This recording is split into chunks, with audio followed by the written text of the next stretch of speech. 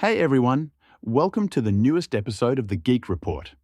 This episode will cover the news that dropped for the weeks of June 1st through June 15th, 2026. Now let's take a look at the news that dropped in the geek world for the past 2 weeks. Hey everyone, hope everyone's doing good. Hope you all are doing happy, doing blessed, doing safe, and doing well. Welcome to your episode of the Geek Report for the weeks of June the 1st through June the 15th of 2026. We've got more than a few news items to talk about, so let's get started. So we're going to first start off in our movie and TV segment. And we've only got one news item to talk about in this segment, and that is the cancellation of the recently announced Stargate series at Amazon. I'm going to talk about why this was canceled. I'm going to talk about overall what I think was going on behind the scenes when this was canceled and just my overall impressions of it. And then we're going to move on to our gaming segment. And this is where we're going to get the majority of our news these 2 weeks. Because these past 2 weeks, Summer Games Fest happened. We had the PlayStation State of Play, Nintendo Direct, and Xbox Direct as well. And there was a ton of game announcements that caught my eye. We're going to look at the game announcements, the trailers, and I'm just going to give you some overall thoughts and opinions of what we saw there and overall what I thought about it. So sit back, relax, grab yourself something to eat, grab yourself something to drink, and let's look at the Geek Report for the weeks of June the 1st through June the 15th of 2026. Now, let's begin our Geek Report in our TV and movie segment. So, let's see what big news dropped in the past 2 weeks in the world of TV, movies, and anime. So, starting off this week's Geek Report, we're going to start off in our movie and TV section. And there's really only one story I want to talk about that happened on June the 2nd. A little while back, we talked about the fact that Stargate was coming back to Amazon. That they had greenlit a new Amazon series being brought to us by the people behind Stargate Atlantis. Okay, and that supposedly it was going to have some old faces, and it was going to be a continuation of the original Stargate SG-1 and Stargate Atlantis. Okay, that this was meant to be more of a continuation of Stargate SG-1 and Stargate Atlantis. Okay, well, on June the 2nd, that all fell through. So this is a post from Joseph Malozzi, and I'm butchering that name. And basically, it talks about how Amazon has scrapped the new Stargate series. So it says here, sadly, it's true. Amazon has elected not to move forward with the new Stargate series. There's not much I can add beyond confirming what's happened, but I will say this. Creator Martin Gero developed a new Stargate series over 2 years, ultimately crafting a show that offered a fresh jumping on point for new viewers while deeply respecting the existing canon. It was a series that avoided the pitfalls of several modern remakes and reboots by fully embracing the core of its predecessors: action, adventure, exploration, wonder, heart, humor, and found family. And based on that creative vision, the new Stargate series was greenlit in November of 2025. I want you to remember that specific paragraph, okay? As of today, officially, that original vision is no more. We'll never get that opportunity. We'll never get the opportunity to introduce you to that world or those characters, or to reintroduce you to and check in with some familiar faces in the past. My heart breaks for the incredibly talented writers who worked tirelessly to bring this show to life. For Martin, who maintained an unwavering positive outlook throughout despite the challenges, and who always strove to make the show that would honor the fans while welcoming new audiences. And for the long-suffering Stargate fandom who waited so long and came so close to getting this show they truly would have loved. And that is the official Twitter announcement, and later on it came out. All right. Now, I want to go back to what he said right here, where he said that he developed this over 2 years and that it deeply respected existing canon. It was a series that avoided the pitfalls of several modern remakes and reboots by fully embracing the core of its predecessors, okay, action, adventure, exploration, wonder, heart, humor, and found family. And based on that creative vision, new Stargate series was greenlit in November 2025. Okay, so right there, that is telling me that behind the scenes, Martin Giro and his team were probably fighting with Amazon. Because if you look a little further down, okay, it says here, for Martin, who maintained an unwavering positive outlook throughout, despite the challenges, and who always strove to make a show that would honor fans while welcoming a new audience. That right there is not full on just saying, okay, there were challenges. That right there is telling me that there was probably arguments behind the scenes with Amazon. Not with his team, but with Amazon. And maybe some of the writers at Amazon, if you want to include them. And it talked about not falling into the same pitfalls that other modern remakes have made and other modern reboots have done recently. Okay. That right there is very telling. That whole thing right there, what I showed you just now. Because that's telling me that there was probably a fight going on between the creators of this new series who had done Stargate Atlantis, okay, which is one of the best Stargate series out there, and versus Amazon, okay.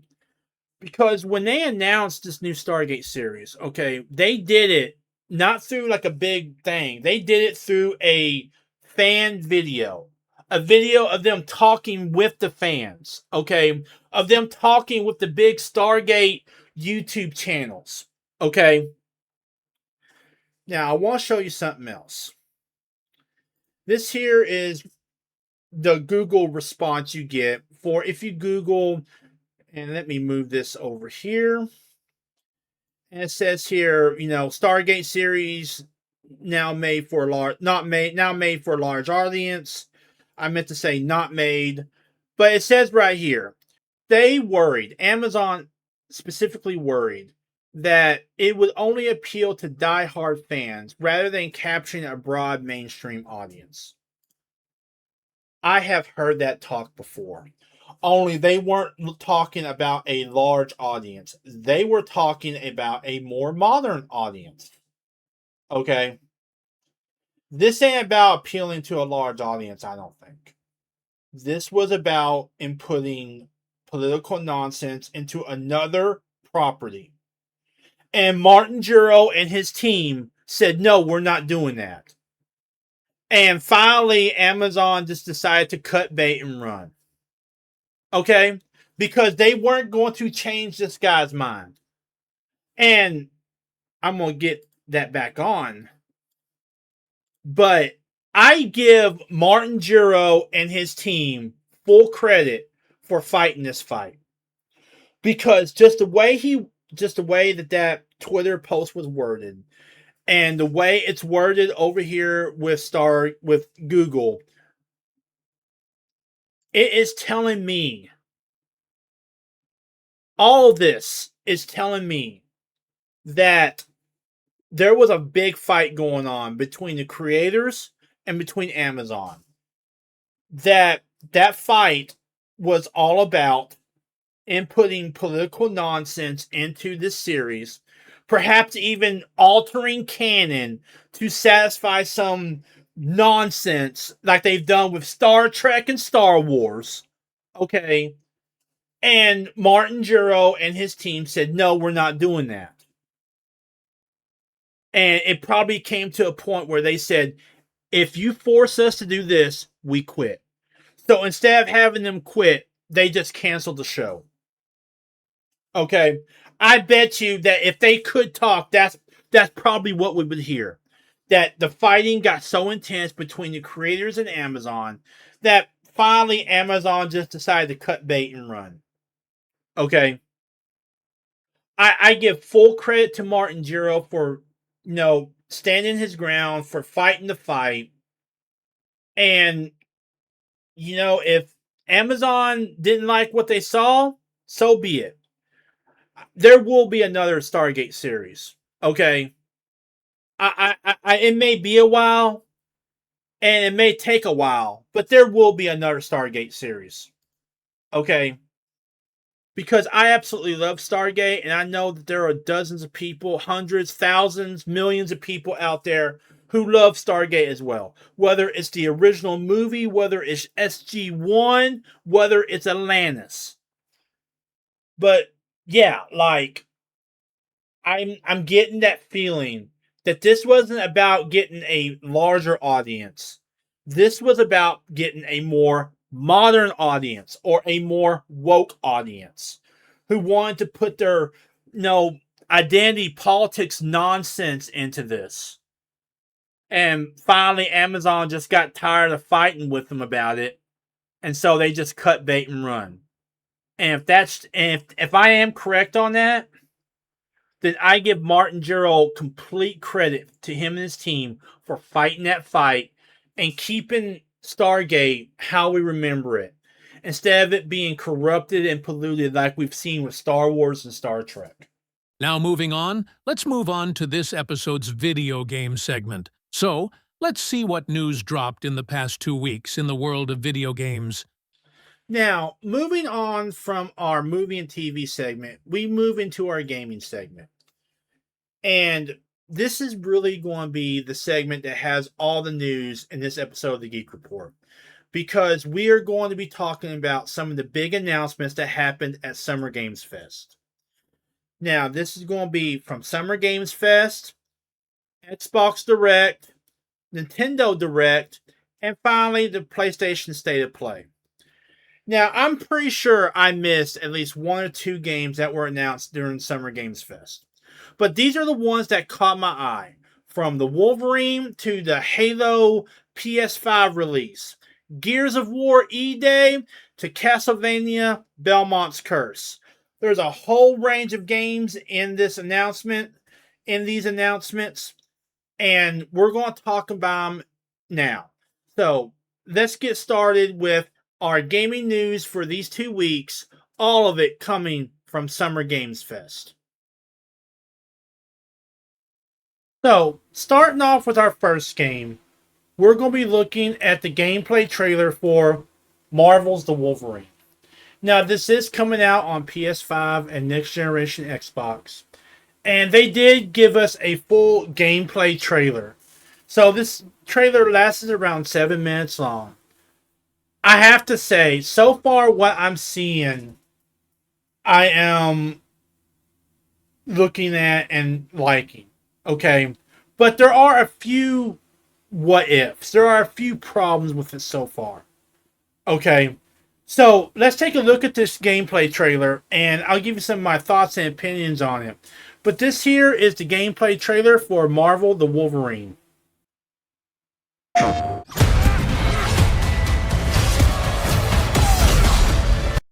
Alright, first off, the fact that it's being made by Insomniac Games gives me a lot of hope. They have done Infamous. They have done the Spider-Man games. So I have a lot of hope with Insomniac. Okay.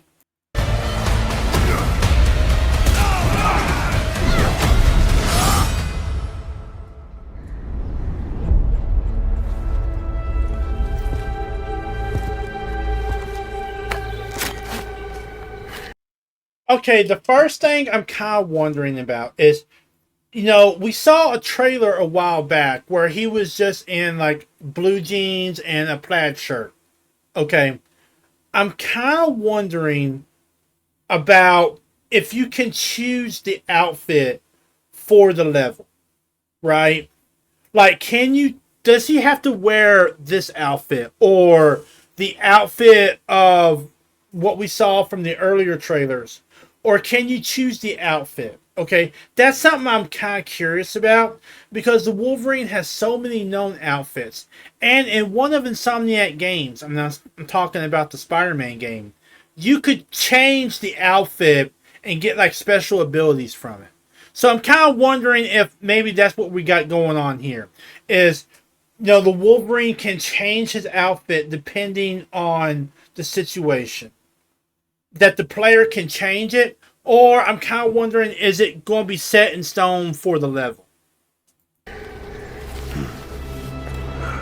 Let's see if we can find the one that got away. Redhead. Might be our only lead.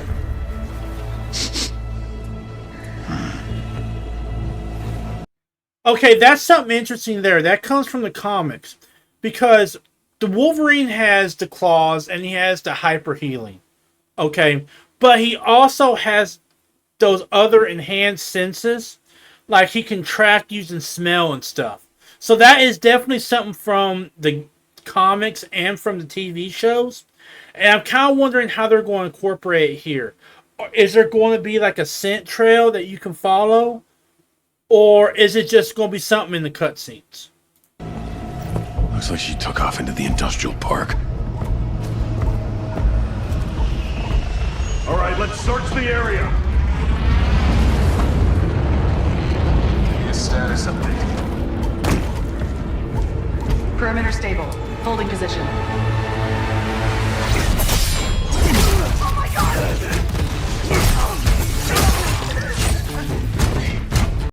Okay, so they are keeping it bloody, which I think is great. But I'm kind of wondering who the guys are. Because I'm trying to see, like, who the guys are. Okay, who are they? Alright, I mean, are we talking about AIM? Are we talking about Hydra? Are we talking about just some rogue country? Could this be Genosha? I mean, could this be S.H.I.E.L.D.? I mean, has he gone rogue against S.H.I.E.L.D.? I mean, I'm wondering who these guys are.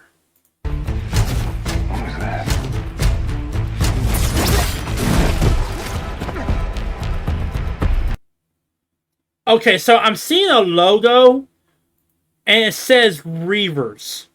I don't recognize that name from Wolverine lore. And I will be the fool and admit to you that I'm not really deep into like Wolverine's solo lore. Okay, so maybe that means something to some people, but I don't recognize it. And if you look down here, and I just noticed this, they've got like a move set down here. Down here where it says L2, so that's really interesting. No answer. Stay sharp. I don't like this. Should do another sweep. It's too quiet.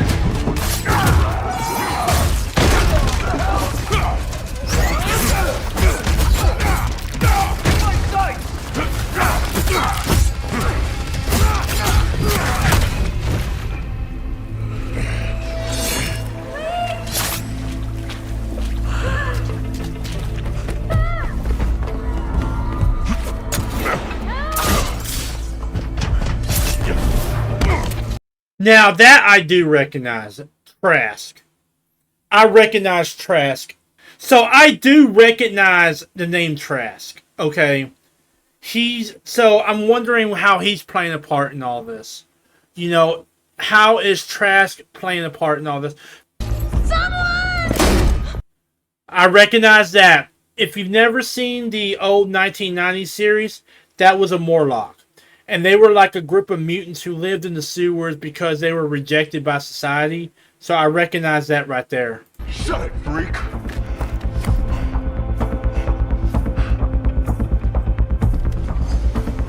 Ship's gassing off! Not today, Bob.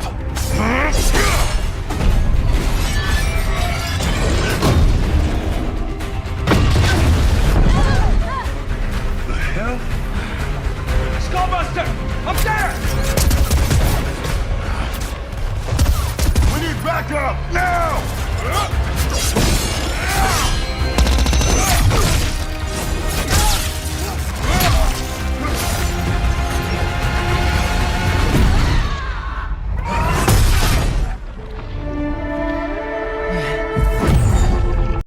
Okay, this is definitely Jean Grey. And I don't know how I feel about this version of Jean Grey. I mean, it looks okay, I guess. But they could have done a better job, honestly. I mean, they really could have done a better job with Jean Grey. All right. I'm kind of hoping that they do get the voice actress who's doing X-Men 97 to do her voice, although I doubt that will happen. But like, I don't know. I mean, I'm just not getting into this version of Jean Grey. At least until I gotta hear her speak. I would feel better if she spoke to Wolverine, if they had a conversation. Then I could see a connection and whatnot. Because in the X-Men 97 cartoon, and X-Men 97 cartoon, and in the original X-Men cartoon, Wolverine had a thing for Jean Grey. And maybe this is the beginning of that. There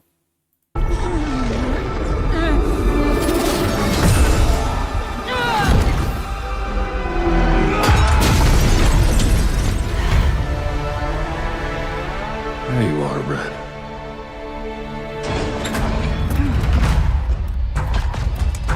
Jean? Is that you? Don't worry. You're not going anywhere.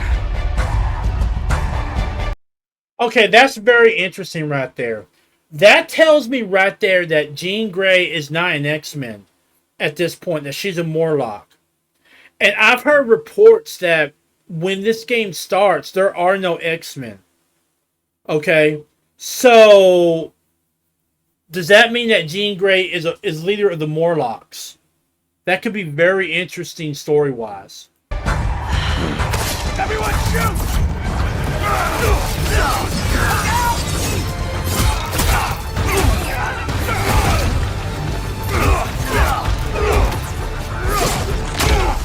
Son of a bitch!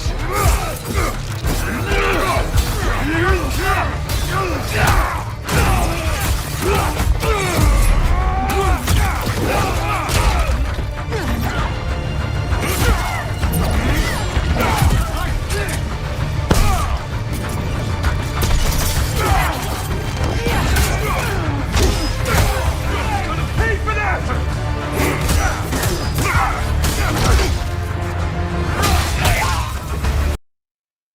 I'm trying to see how they're going to incorporate his super healing ability into the game. And I'm looking up in the corner, in the top, left corner of the screen, and I'm seeing the bars. And I'm kind of wondering, is that how they're going to incorporate it?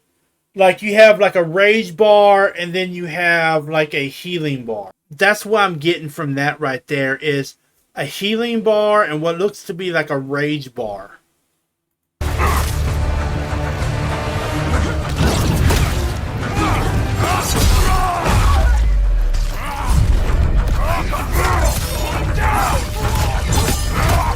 What the hell?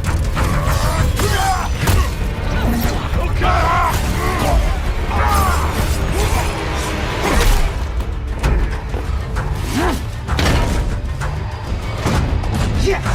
Let's go! Shit! Yeah, that'll work.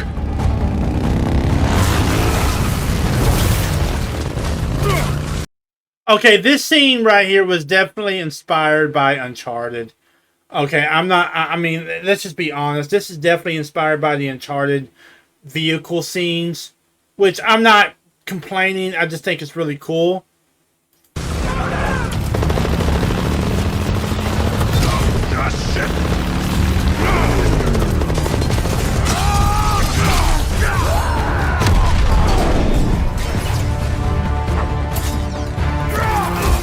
Where are those mutants? He's a wild animal!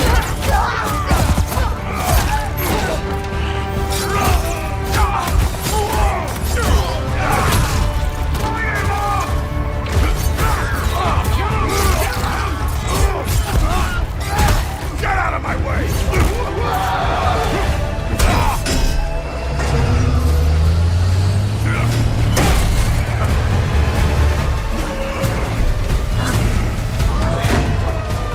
You're mine, shorty!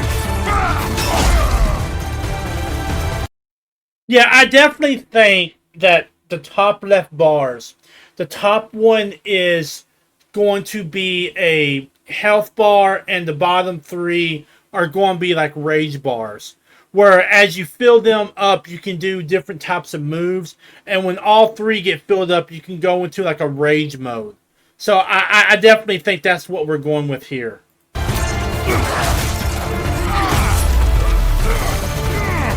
How's that feel, freak?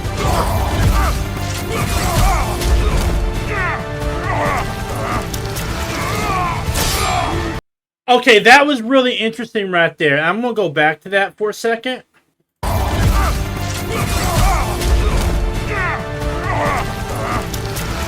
That right there is how they're incorporating his healing factor. That's really interesting to do like a mini game for his healing factor. That is really interesting. The question is, how many times can you do it per level? Because I think it would become overpowered throughout the game if you could just do it per level. You know what I'm saying? That there has to be like something that prevents you from just overusing it every single time you get to the end of your rage bar or the end of your life bar. You know? So I'm kind of curious. You know, it looks really cool, the minigame stuff. But I'm kind of wondering how they're going to limit how many times you can use it.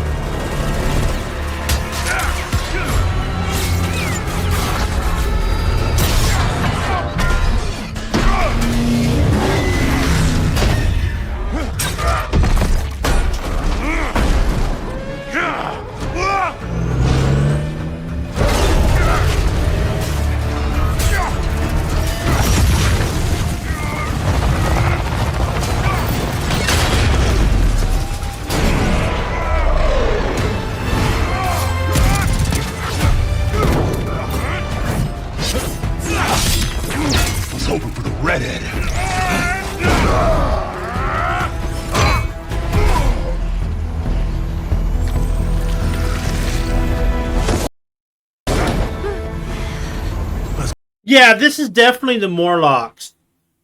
Okay, so that's kind of interesting to see Jean Grey as being a member of the Morlocks instead of the X-Men. And I've heard reports that when this game starts, there is no X-Men. Okay, that there are no X-Men. So that's interesting to see Jean Grey as being a member of the Morlocks. Kind of begs the question, what about the other members of the X-Men? What about Cyclops? What about Beast? What about Rogue? You know, I think the fact that they have Jean Grey, that they're going to have Omega Red, I think opens up the possibility of any and all characters that he comes in contact with. Even X-23. I would not be surprised to see X-23 pop up either during the base game or some type of DLC. Let's get you guys out of here. Are you a superhero? Look, kid.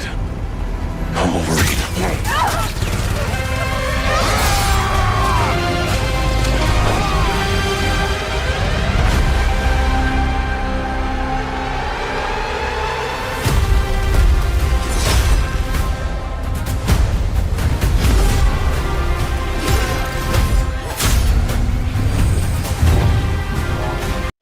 Oh, that's something real cool right there. You probably missed it, but let me get back. So we are going to have the Sentinels.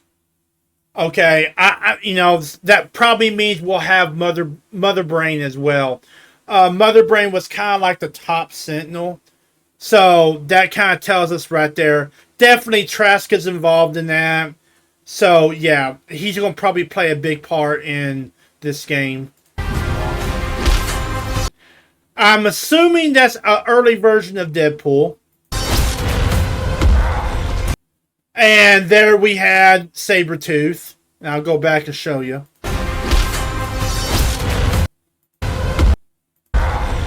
There we have an early version of Sabretooth. You know, he's like Wolverine's top enemy.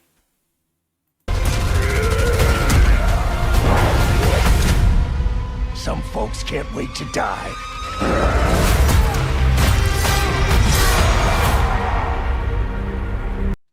And there you have the release date, September 15th, 2026. I mean, I don't know what else to say. This was a great trailer.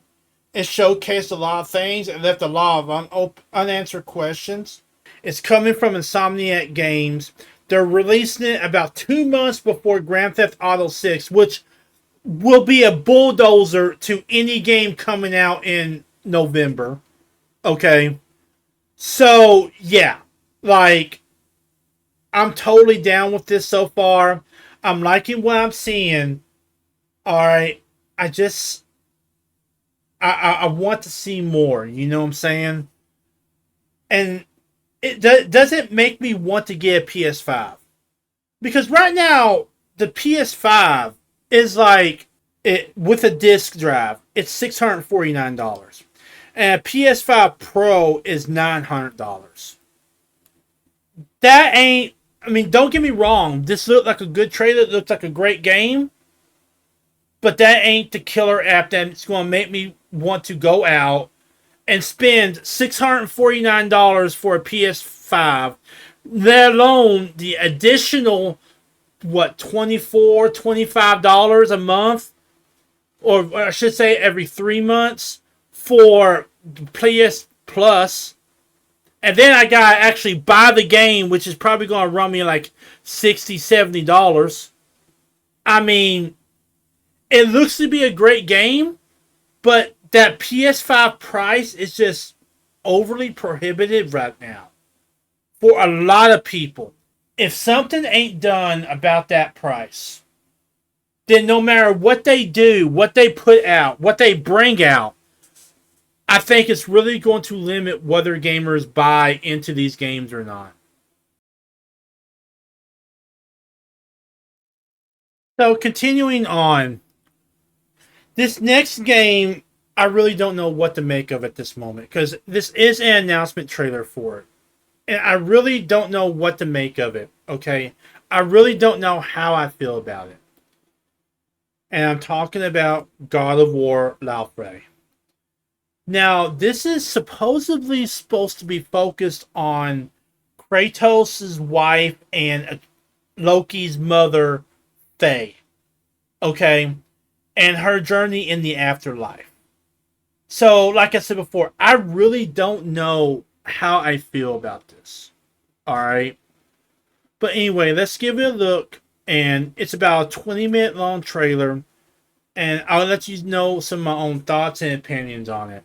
But this here is the trailer for the upcoming video game, God of War Laufey.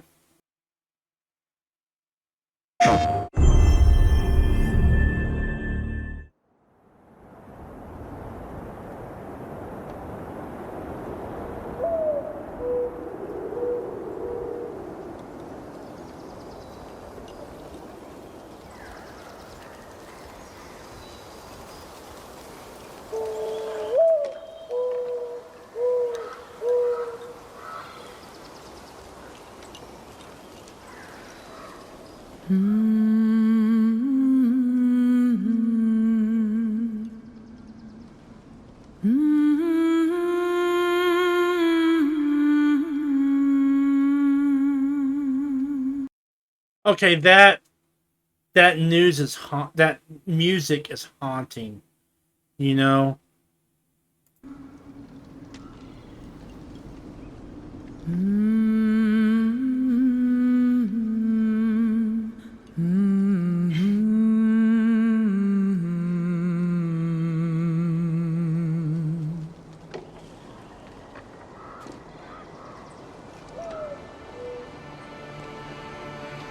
Find your way home.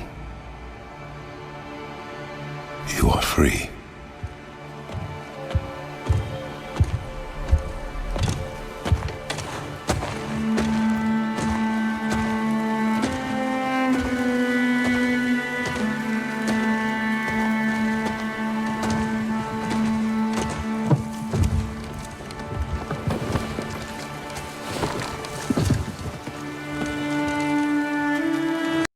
Now, I recognize this from the most recent God of War games.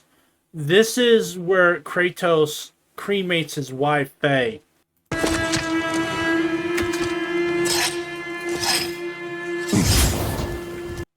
So this kind of tells me that this whole story is probably going to start in the first God of War game and continue through to Ragnarok. Okay, so whatever her story is will happen as Kratos and Loki's story is going on.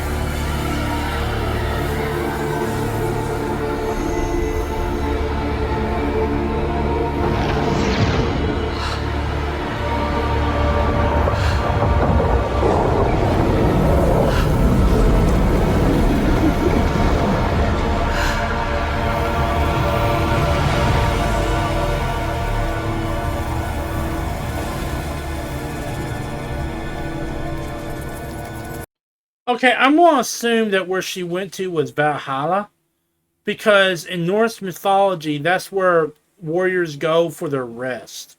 So I'm kind of wondering if something hasn't happened to Valhalla.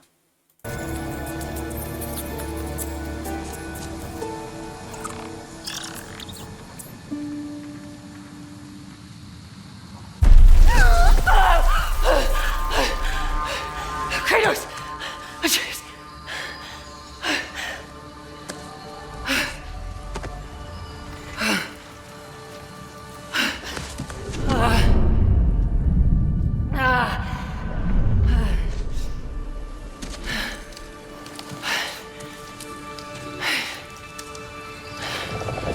Where am I?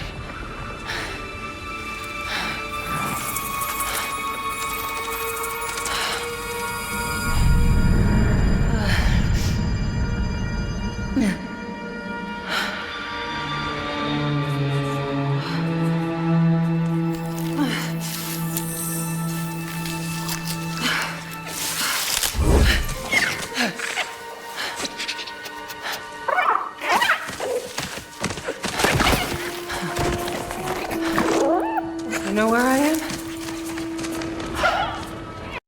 Okay, this is like really weird. Okay, this is just weird. You know, like I thought this was Valhalla. You know, where warriors go to have their eternal rest. Okay, and I knew she was like a member of the Giants from the God of War games. But I thought still that she would go to her Valhalla, whatever the Giants' Valhalla would be. But now, I don't know what to make of this. It's just weird.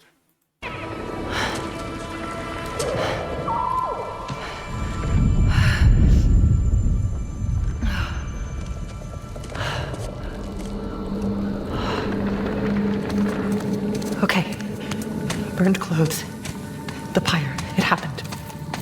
They're starting on the path. It's just... I didn't get to say goodbye. Okay, so she has accepted that she's dead. That they burnt her on the pyre, and that she's gone. And that she's starting on the path to her afterlife.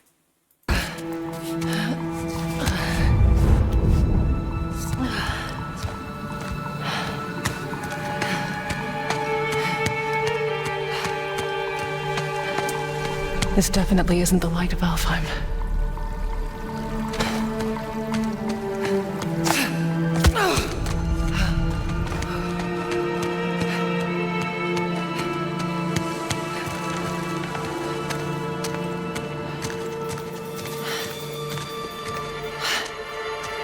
Mask. How?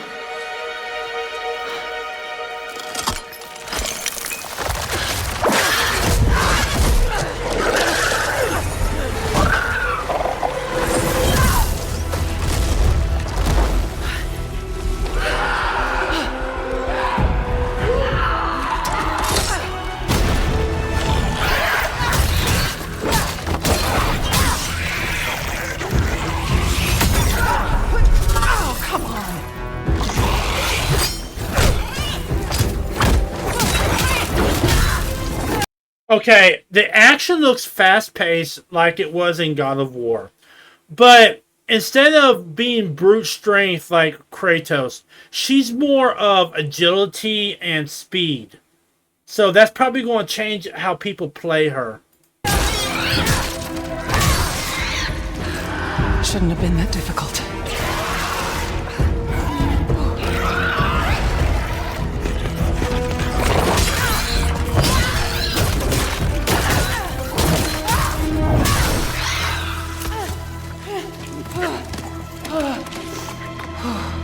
Yeah, armor. Good idea.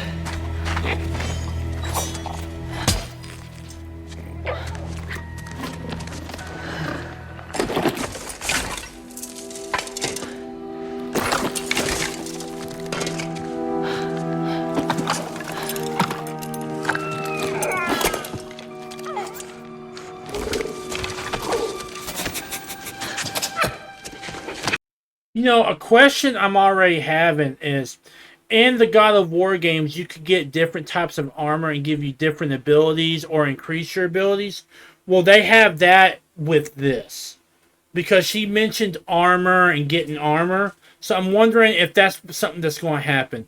Where as you defeat certain foes, you'll be able to get pieces of armor that you can sell for better armor or use yourself.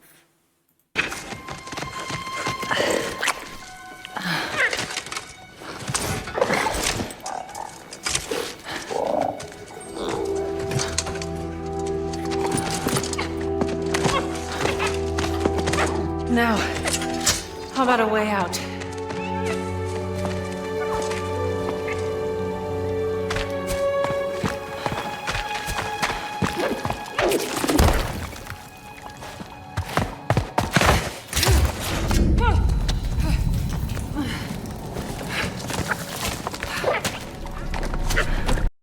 You know, if this is based on Faye, I was expecting to see stuff from God of War, you know, like a lot of the iconography from Norse mythology.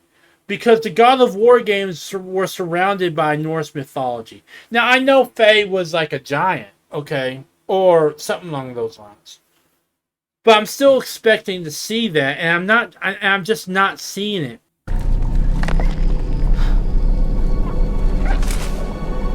Guess I'll find my own way from here.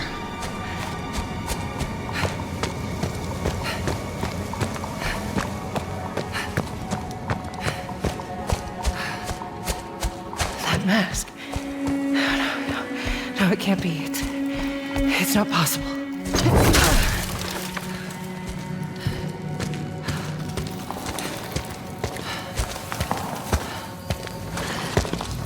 If there's another mask, their path isn't safe. I have to find a way back.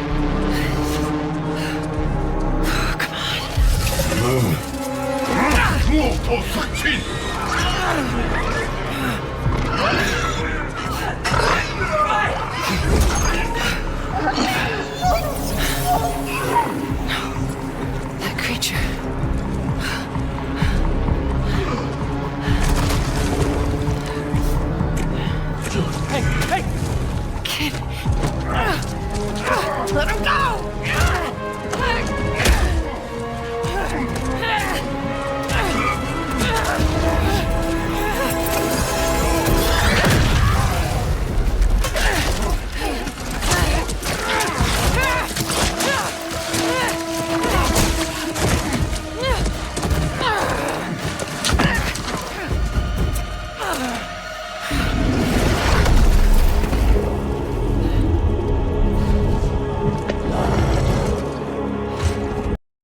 I'm trying to figure out who these guys are, but I don't recognize any of them. So these must be like new enemies for this game, because I'm sitting here trying to figure out who they are and stuff, and I just don't know who they are.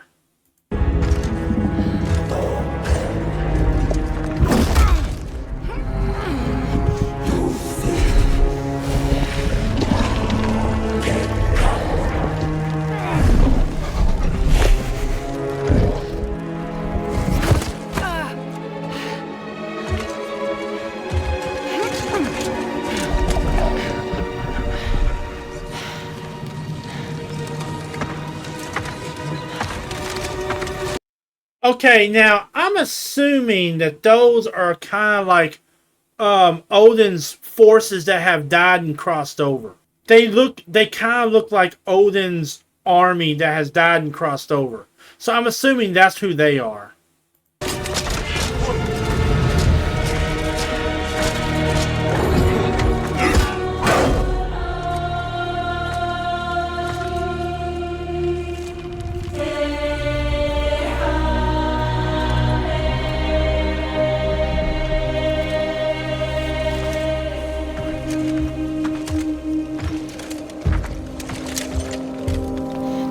Now this is real interesting because this looks like Egyptian or Aztec.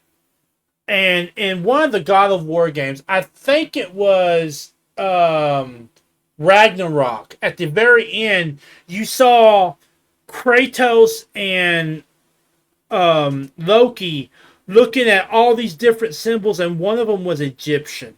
So I'm kind of wondering if perhaps this game ain't going to be leading into a God of War Loki game or something.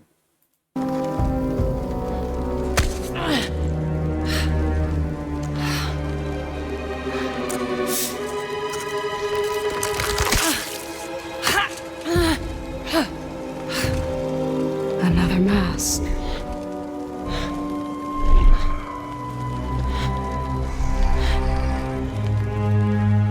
This is important to you. I wonder, do you think this could set you free?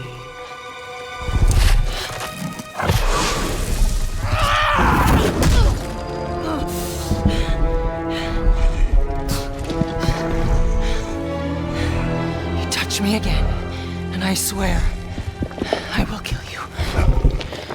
Would you like to see how hard it is to die here, Godly? I can show you.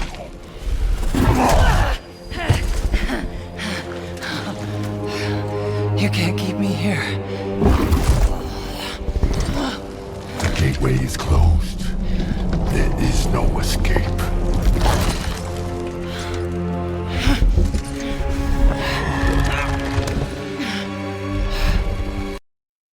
So this must be like a purgatory. I thought maybe it was Valhalla, but this must be like a purgatory for the dead.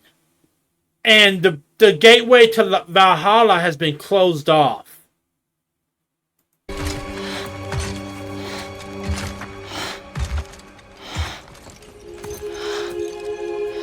Resisting the truth will only make this more painful.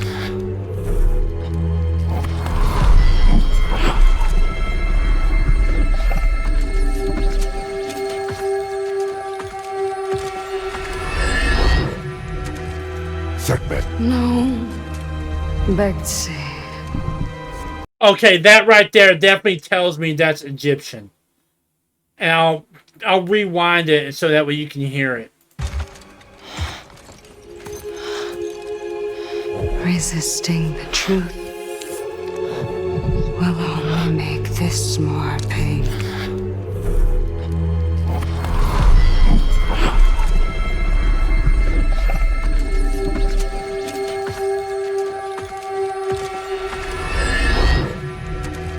Segment. No. Okay, so I just Googled who Sekhmet was, because I know that is a goddess.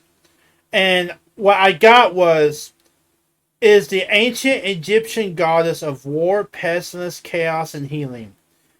As the Eye of Ra, she was born from the fiery gaze of the sun god to destroy disobedient humanity, but her uncontrollable bloodlust was only stopped when Ra tricked her into drinking red-dyed beer.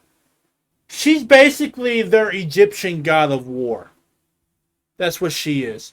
She's basically their Egyptian god of war. So I'm wondering now if something she did caused the doorway to be locked to the final resting place of all the warriors, and that she's assembling an army to raid, I guess basically raid their version of heaven, Valhalla.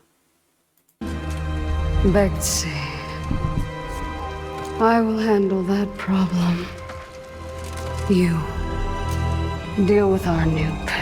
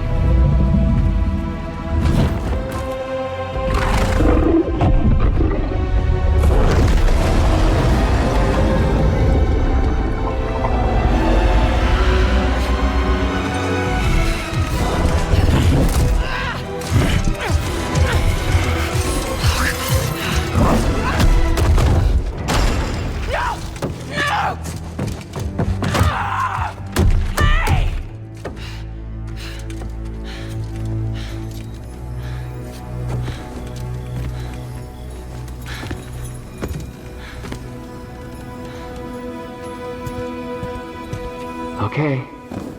I think they're gone. Just be careful. Fresh air. Oh, you're different. You're a cube. Talking. You know what? It doesn't matter. How do we get out of here? Yeah, we've tried.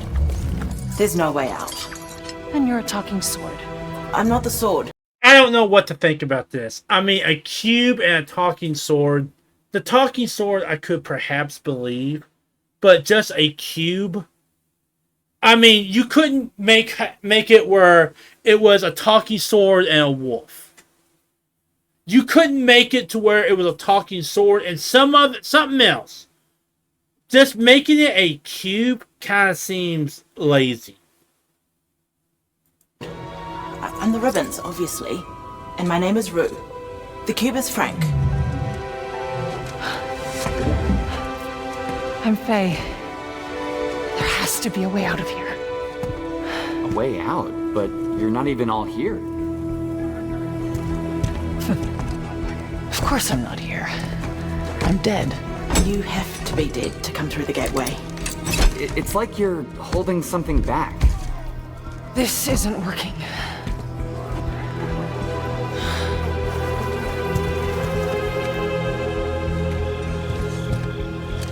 Where are we anyway? Afterlife of the gods? I call it the everyone. Afterlife of the gods. Great. So, what's the plan, boss? Not your boss, Frank. That cask. That's why you're trapped. Yeah. Wait, you made that big explosion happen, right? Could you do that again? My magic, it's wrong here. I feel wrong here.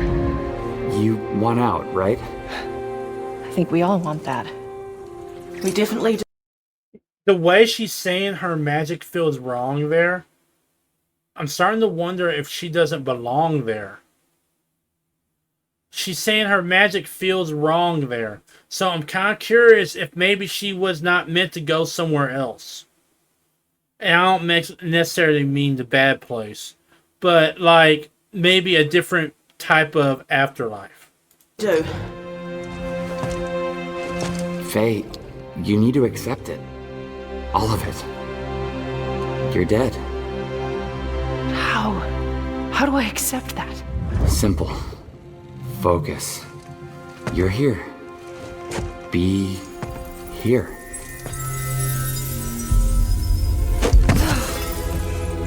But what if I need to be somewhere else? Then focus on what you do need.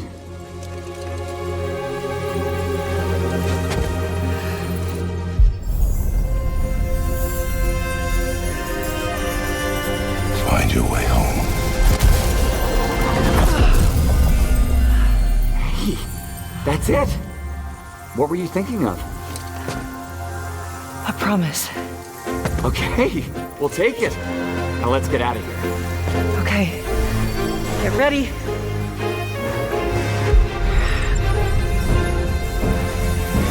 Wait! Not a good idea. Bad idea.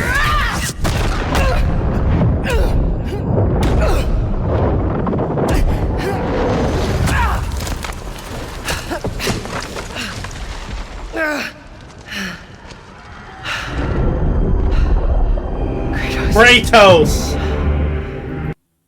Oh, I knew we were probably going to end up seeing him.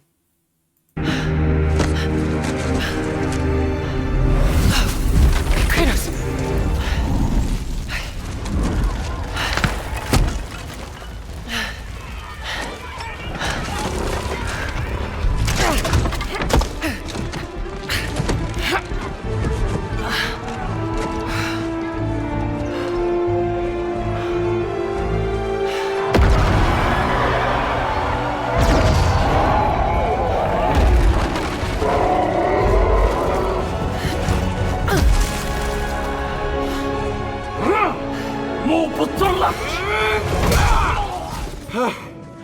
Rue?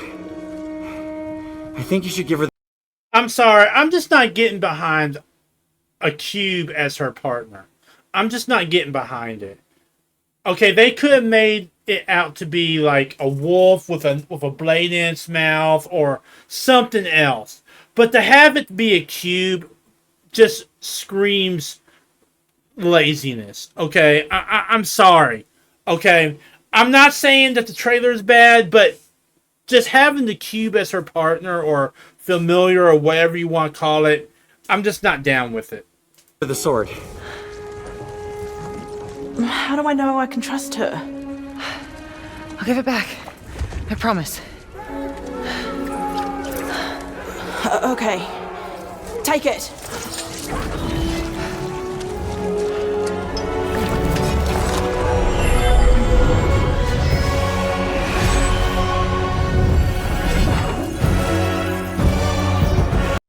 Now, I will say, I can accept a talking sword, okay? I think having a talking sword is kind of cool.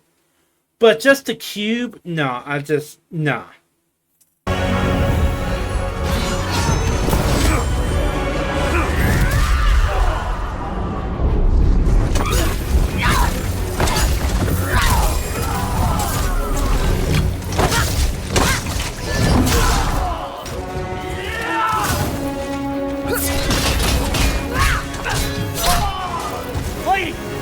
Get out of here! Not until I get you out.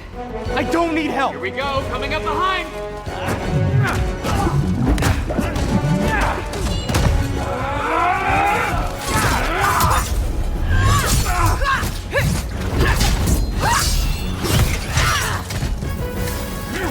Okay, I'm seeing the same fighting system we saw in Ragnarok with the red circles and whatnot. So I'm seeing that same fighting system. But I am noticing that instead of powering through her opponents, she's using more of speed and agility than Kratos, whereas Kratos used just brute strength.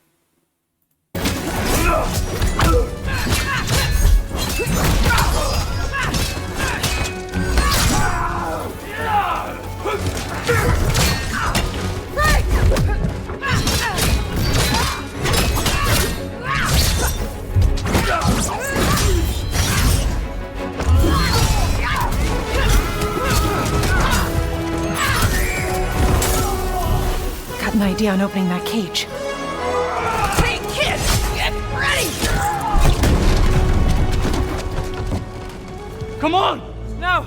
I got a promise to keep. Fine, but lady, that sword, it's more than you think it is.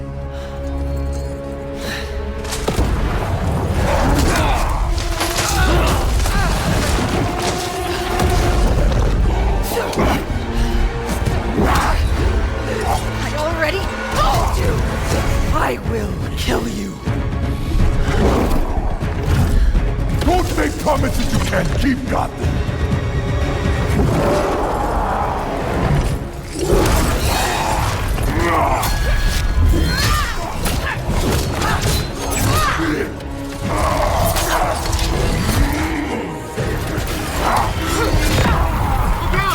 Try again!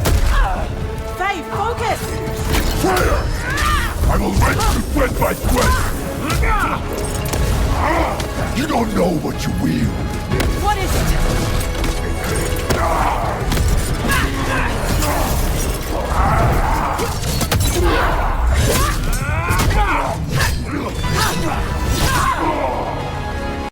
I have to admit, the combat looks dope. I'm not gonna lie, it looks really good. But it does look different than what we've seen from the God of War games. Because in the God of War games, it was all about brute strength. This looks more about speed, agility, and position more than just brute strength. You're scared of this sword. Why? I fear nothing!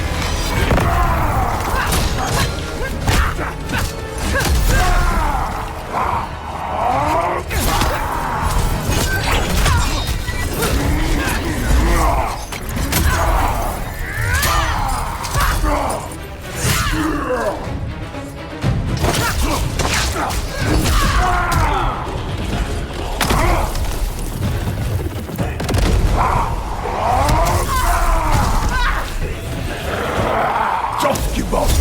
I don't give up!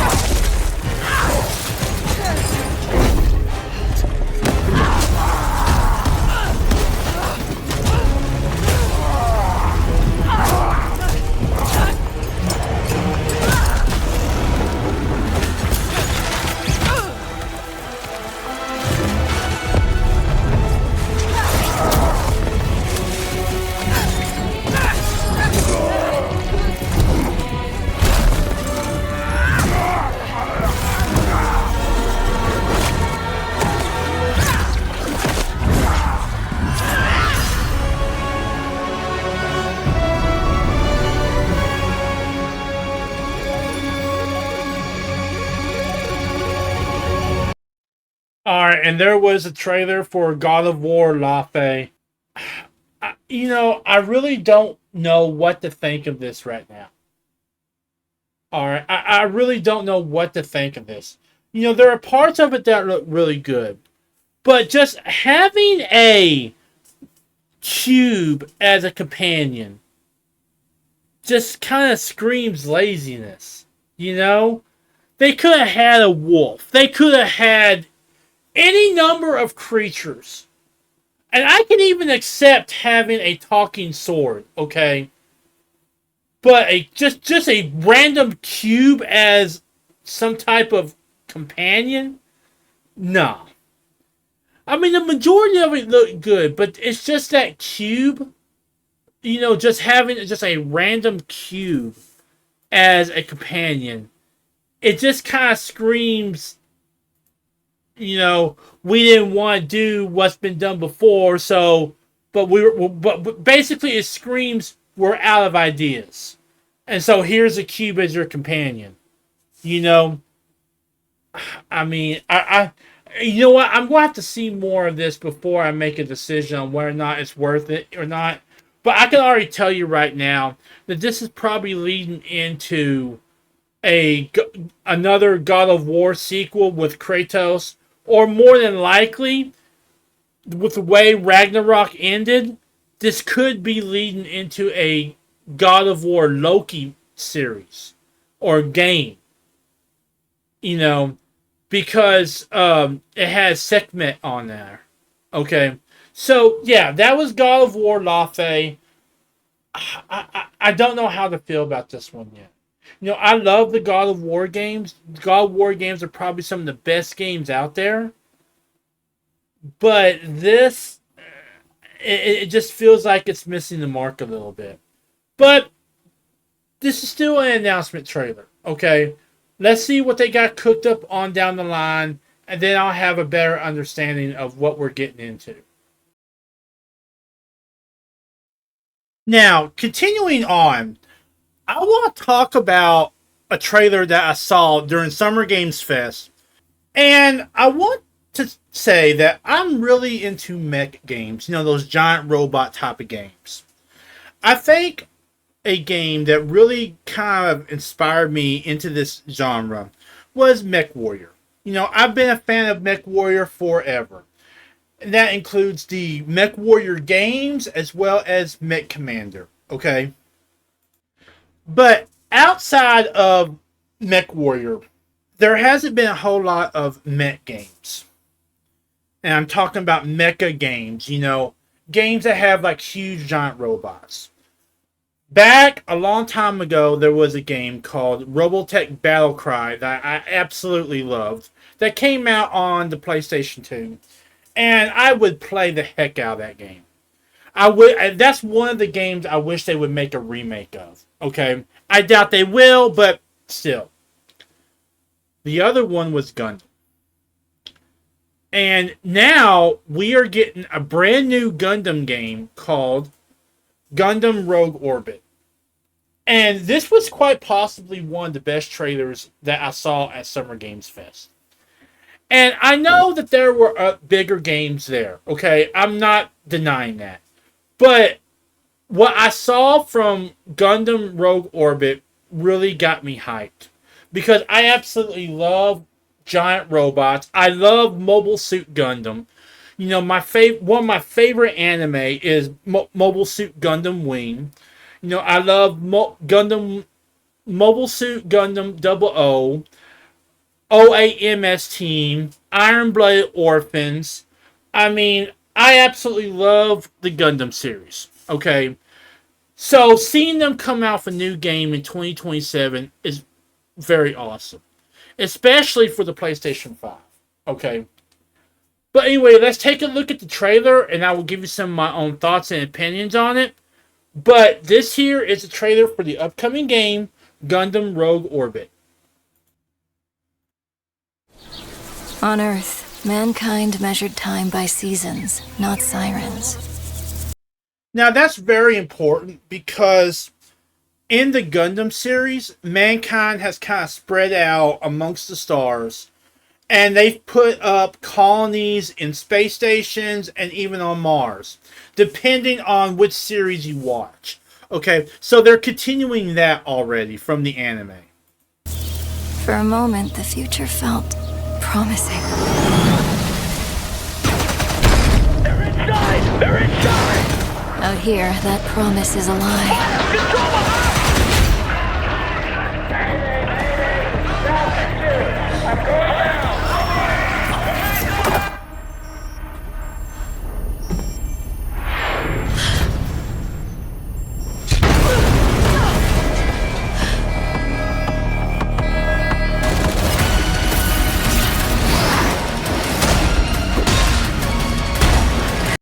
Okay, this is very interesting because this does not look like they are fighting like the other humans. This looks like they're fighting some type of alien invasion. Now, normally at least in the Gundam anime that I've seen, okay, it's always been the Federation of Zeon or Earth or humans fighting humans in giant robots.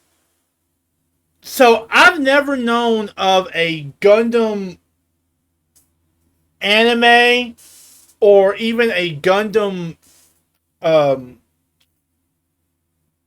video game. I've never known of a Gundam video game or anime except one. Gundam 00, the Trailblazer movie. They did have aliens in that, okay? So that really is the only time I can really remember Gundam fighting aliens instead of just other humans. Okay? So this is very interesting in that they're kind of breaking away from what's been established in like the Gundam anime, where they're just fighting humans with giant robots. And instead, it looks like they're fighting aliens, which is cool, okay?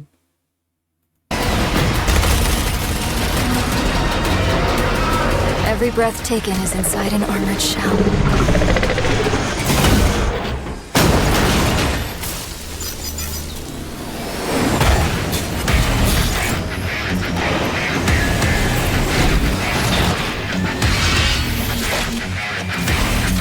You're our last hope.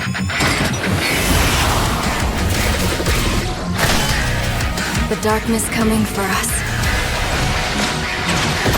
It remembers one man. The pilot. Okay, here we get some gameplay, or what looks like to be gameplay.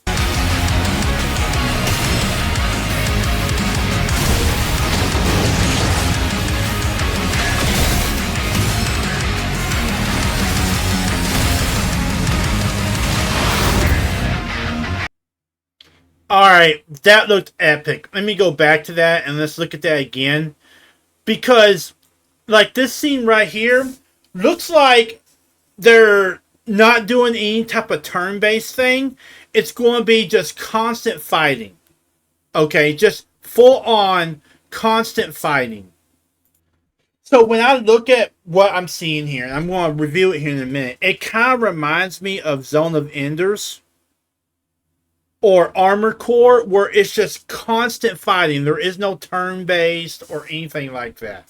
That's what I'm kind of getting at here, is that this looks like Zone of Enders, or this looks like Armored Core, where there is no turn-based, and more than likely you'll be able to retrofit your Gundam however you want. But let's look back at those gameplay scenes again, and you'll see what I'm talking about. Okay.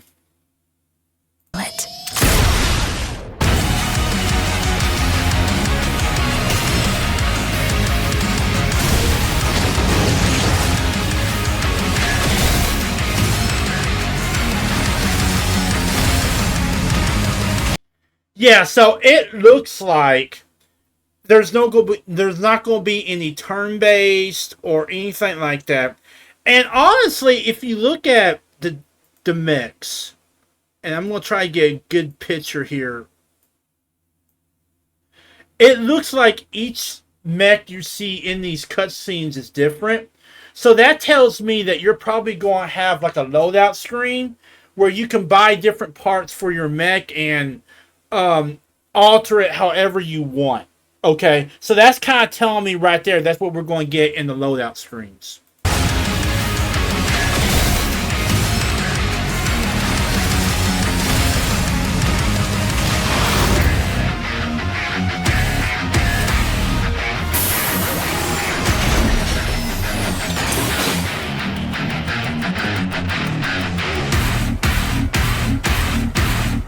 Find me. I'm here. And there's a scene, like right here, you see Haro. Okay, Haro has been in, I think, every single iteration of Mobile Suit Gundam. So it's good. So Haro will probably be your like companion, like your voice or whatever you want to call it, to basically lead you on your missions, give you suggestions, that sort of thing. Okay, but Haro, and that's that green robot in the corner right there, is definitely a part of the Gundam mythos. But that was Gundam Rogue Orbit. I liked what I saw here, okay? And what I didn't see, okay? Because it looks like they're going to have a loadout screen. It looks like you're going to be able to alter your mech in some way, shape, or form. Probably either through stuff you collected during missions or completing missions, that sort of thing. Which probably opens up the possibility of you recreating Gundams from like different seasons, whether it be Barbatos or Exia or other Gundams, which is really a driving force behind a lot of these games.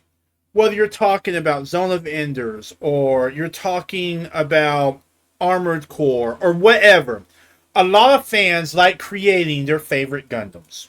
Okay, my Gundam will always be Mobile Suit Gundam. Just to be honest, my favorite Gundam has always been Wing Zero. Okay, it's always been Wing Zero and probably always will be Wing Zero. I love Barbatos, I love Exia, but Wing Zero is it. Okay, he is the GOAT when it comes to Gundams. And so if I do get this, I'll probably try to create him first.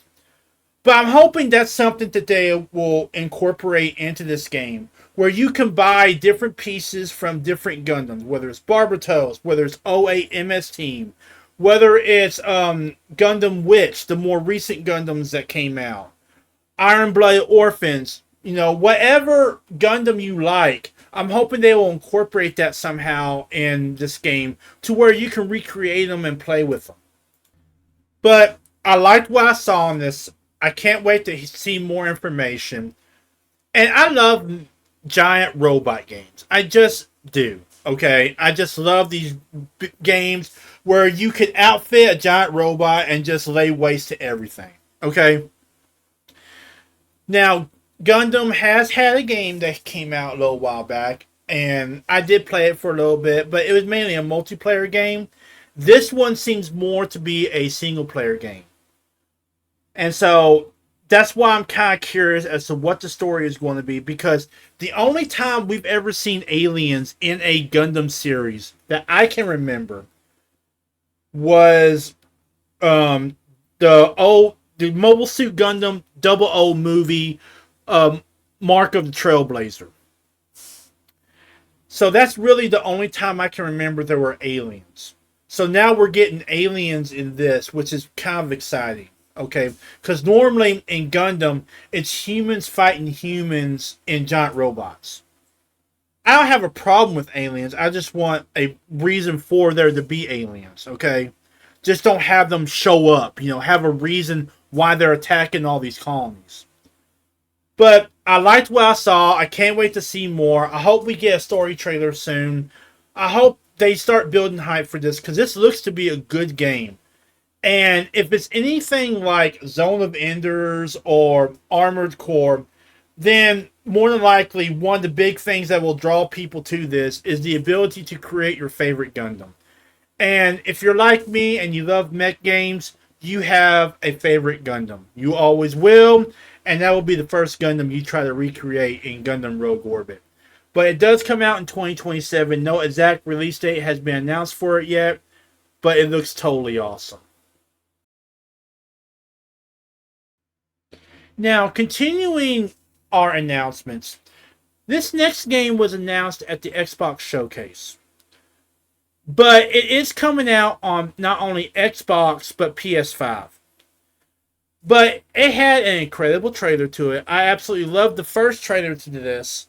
And when I saw this trailer, I mean, it just got me hyped even more. And I'm talking about Castlevania Belmont's Curse. Okay.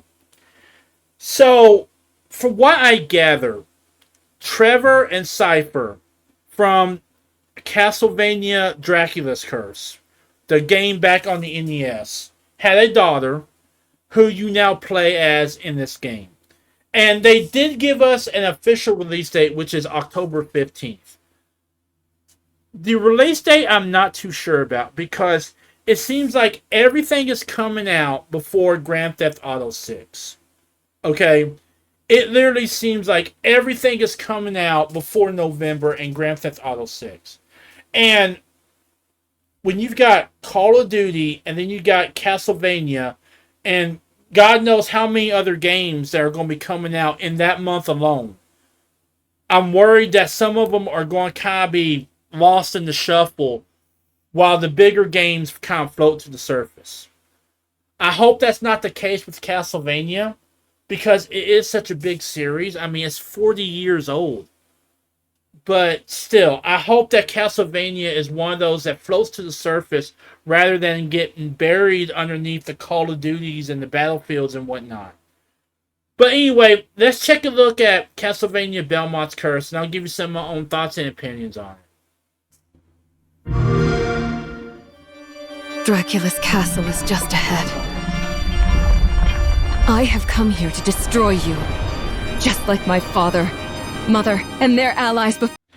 Now, I will be the first one to admit that she looks a lot like both Trevor and Cypher from the anime. So I'm thinking that they're taking inspiration not only from the other Castlevania games, like Dracula's Curse and Castlevania, okay, but they may be taking inspiration from the anime as well. For me.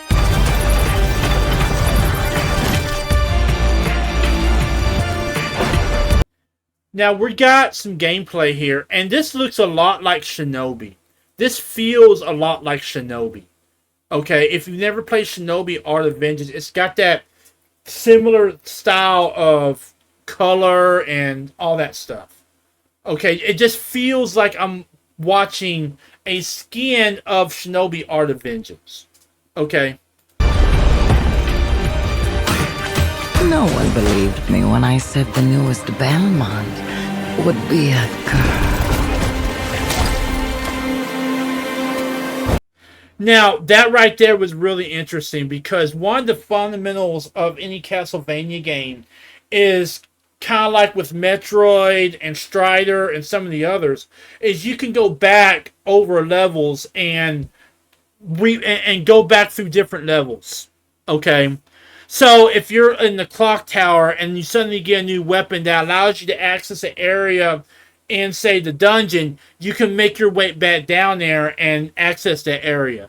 So they're still keeping the Metroidvania feel to it, which I'm glad. Okay. Now that's really interesting, the cards. I'm going to kind of go through that again. I have no idea what these cards symbolize. Okay? I mean, I've never seen these cards before. They look like tarot cards, but I'm kind of wondering if they're enemies, if they're supposed to give you, power-ups. Like, what's the deal with these cards? I'm curious about that.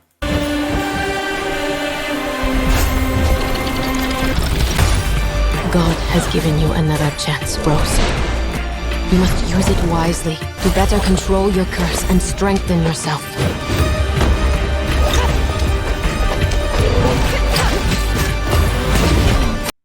I mean, this looks to be fast-paced. She's using the whip, but I'm also seeing her use magic and different abilities that I've seen in Shinobi. But yeah, she's using the standard whip, but I'm kind of wondering if there's going to be an upgrade to that whip later on.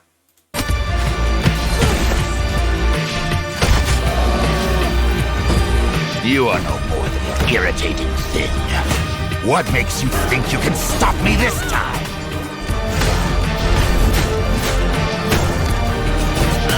I've always wanted a pet Belmont. Stupid girl. I will show you what hell is. The fact that they've brought Death back is really interesting. Death was one of the major enemies in any Castlevania game. I am Rose Belmont, and I will... Okay, so her name is Rose Belmont. That's really cool. Hunt the night!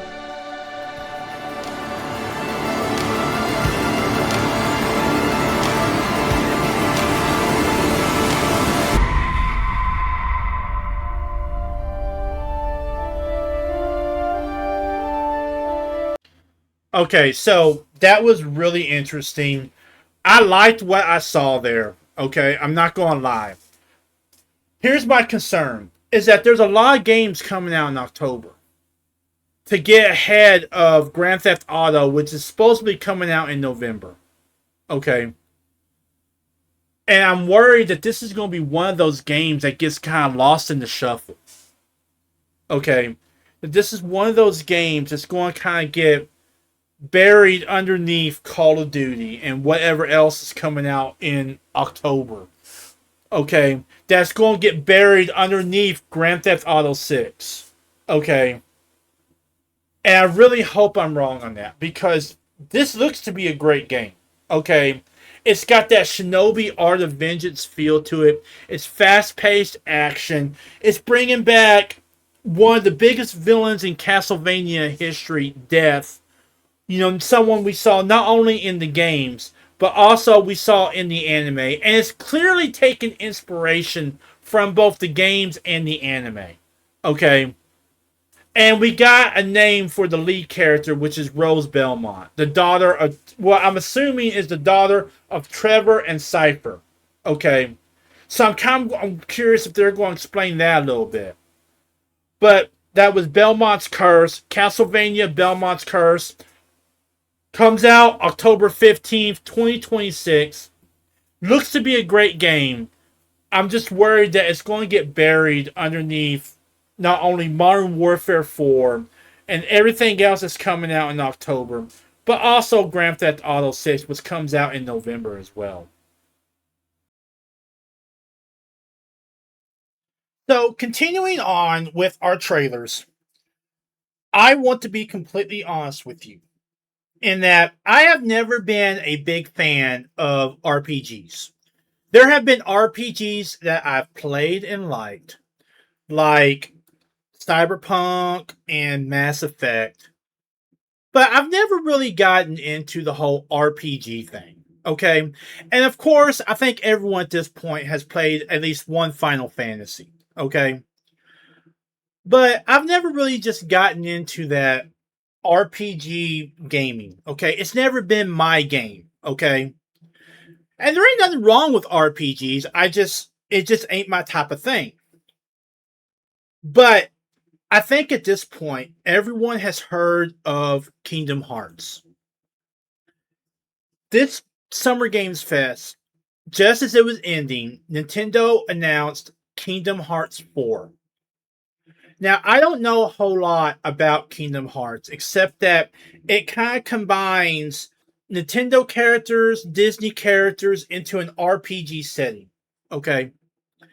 That it basically does that. You know, that you've got something called the Key Sword, and basically it's very big. So like I said before, I don't really know a whole lot about Kingdom Hearts, the universe of Kingdom Hearts, the lore of Kingdom Hearts. I really don't know a whole lot about it, okay? But even I can tell this will be a big game coming to Nintendo Switch 2. And it will drive a lot of players to buy a Nintendo Switch 2. So let's check out the trailer for Kingdom Hearts 4, and I will give you some of my own thoughts, questions, and possibly remarks concerning this game.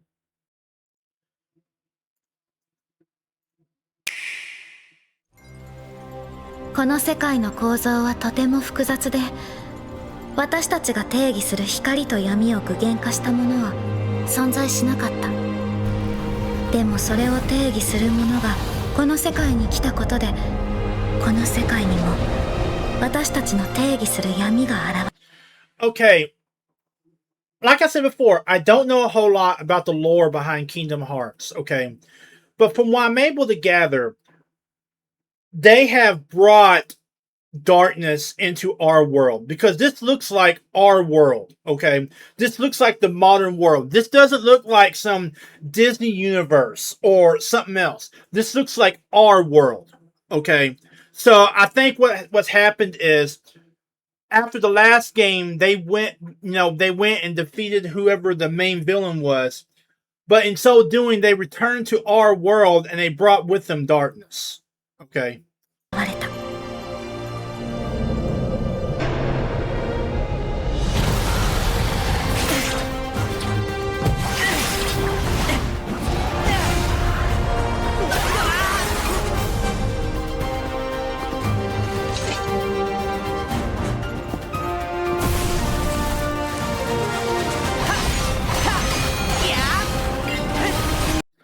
And another thing I'm kind of noticing is that the art style is not like the old art styles of the older Kingdom Hearts.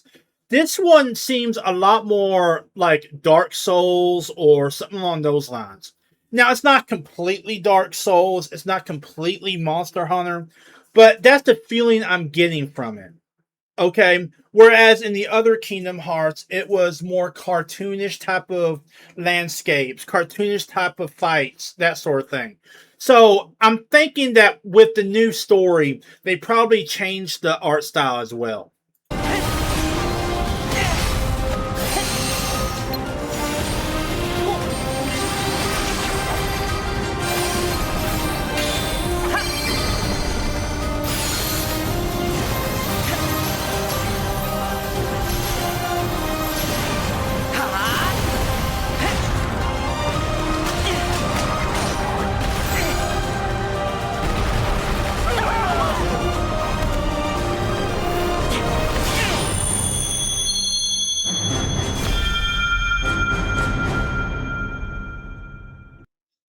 Okay, and that was the trailer for Kingdom Hearts 4.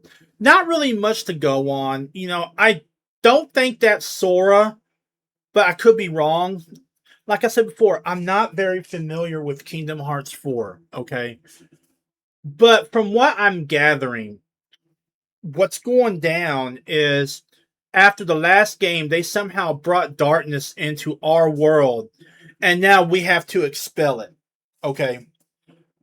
The question I have, though, and this is something that was not shown in the trailer, is one of the trademarks of the Kingdom Hearts series is being able to go to different worlds. Going to the world of Hercules, going to the world of Donald Duck, of Goofy, of all these other properties. Okay? This trailer seemed to stay in one world.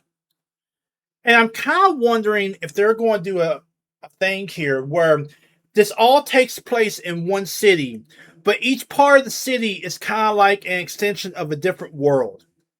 Or if they're just going to do away with the world concept entirely and just keep everything in the city, where in each part of the city, okay, you defeat a different bad guy and you get a different power or you get a different ally. Okay. That's something that's kind of got me curious, because one of the trademarks of Kingdom Hearts has always been the ability to jump into these universes of Hercules, Toy Story, Donald Duck, Mickey, so many others. Okay. And I'm kind of wondering if they're going to keep that concept in Kingdom Hearts 4, or if they're just going to do away with it entirely. Okay. But like I said before, I don't really know a whole lot about Kingdom Hearts 4, but it looks to be a good game. Did I like what I saw? That's kind of up in the air, because I'm not really an RPG guy. Never have been. Okay. I mean, I love Zelda, and I know that's technically an RPG. I loved Cyberpunk. I loved Mass Effect. But as far as knights and armor and stuff like that, that's never been my cup of tea, But it looked to be a good trailer, and I think that when it does eventually drop for the Nintendo Switch 2, it will probably drive a bunch of people to buy the next Nintendo Switch console.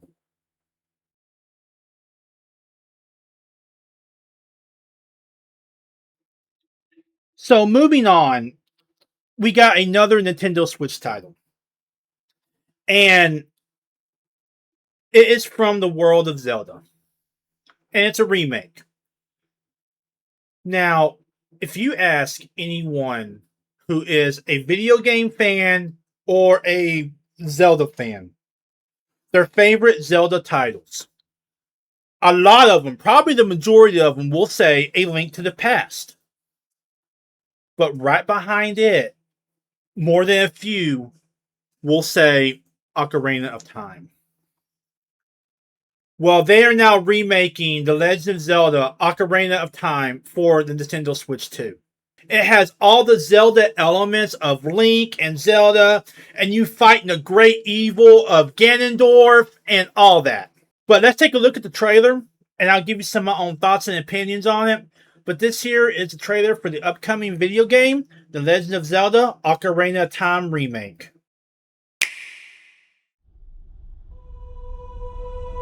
Long ago, there was a land called Hyrule, created by beings of supreme divinity. At the very edge of this kingdom, there lay a small forest. So they're keeping this in Hyrule, which I do believe Ocarina of Time was in Hyrule. Within it, an ancient solitary tree quietly watched over the inhabitants of the forest.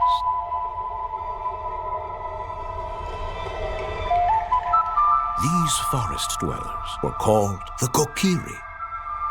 Each had a fairy companion, and they lived out their innocent lives in these woods. However, there was one particular boy, Link, who did not have a fairy.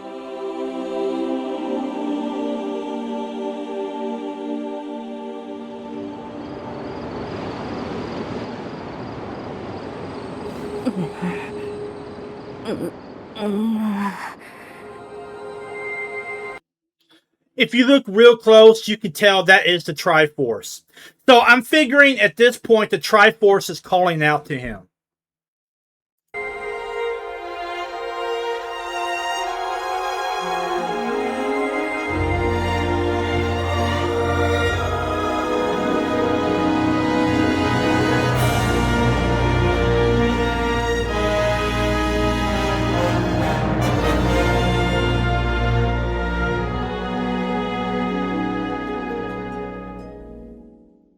So that was the Legend of Zelda Ocarina of Time remake trailer. Here's a concern I have. They're saying it's going to come out in 2026. I'm concerned by that because Grand Theft Auto 6 is going to be plowing through everyone. I mean, there are already been delays because of Grand Theft Auto 6. Because of how packed September and October are becoming with games because of the release of Grand Theft Auto 6 in November. Okay. So, I'm concerned that if this comes out after Grand Theft Auto 6 too soon, that GTA 6 is just going to plow through it. It's just going to plow over it. And really no one's going to want to play it because it's a remake of a classic Zelda game. No doubt about it. Ocarina of Time is one of those rare exceptions of Zelda, okay, where everyone can play it. Everyone has either heard of it or has played it. But the thing about it is this, is that I'm worried it's going to get bulldozed by Grand Theft Auto 6. So I really hope that they do decide to push this back to 2027. And I know there's going to be a lot of people who are saying, no, don't do that. Yes. I think it should be pushed back to early 2027. And it's a win both ways. For one thing, it's not too soon after GTA 6 for them to get bulldozed by it. And it's not too early before GTA 6 to get caught up in the chaos that's quickly becoming the September and October release dates. And it also gives the developers more time to kind of fine-tune things. It's a win on both sides, on the developer side and on the release side, because it gives the developers time to kind of fine-tune things. Okay? Really fine-tune some things in the game that probably need to be fine-tuned. I don't want them to do this halfway. Okay? If they're going to do an Ocarina of Time remake, I want them to do it right. Alright? Better graphics. You know, maybe some secrets here and there. All that. Okay? But that's really my main concern is Grand Theft Auto 6. I mean, you've already had delays. September and October basically are becoming chaotic with all kinds of releases of big games. And then you've got this says 2026. Now, if they do it far enough ahead, that's all well and good. But I think that if they want to do it right, they need to push it back to early 2027. After the rush of Grand Theft Auto 6 is kind of worn off a little bit, they can drop it and it'd be ready for rock and roll. That'll give the developers more time to fine-tune some things, and I'll give the rush that Grand Theft Auto 6 is obviously going to have to kind of calm down a little bit and for people to start looking for something else. All right. But anyway, that was the Ocarina of Time remake trailer for the Nintendo Switch 2. There is no solid release date yet. But I am concerned that if they release it too close to November, then if they release it after November, it's still going to get caught up in that time when people are just playing the heck out of Grand Theft Auto 6. If they release it before November, then it's going to get caught up in all the games that are coming out, and it's just going to be bulldozed either way. And I truly think that they should wait until 2027 to drop this.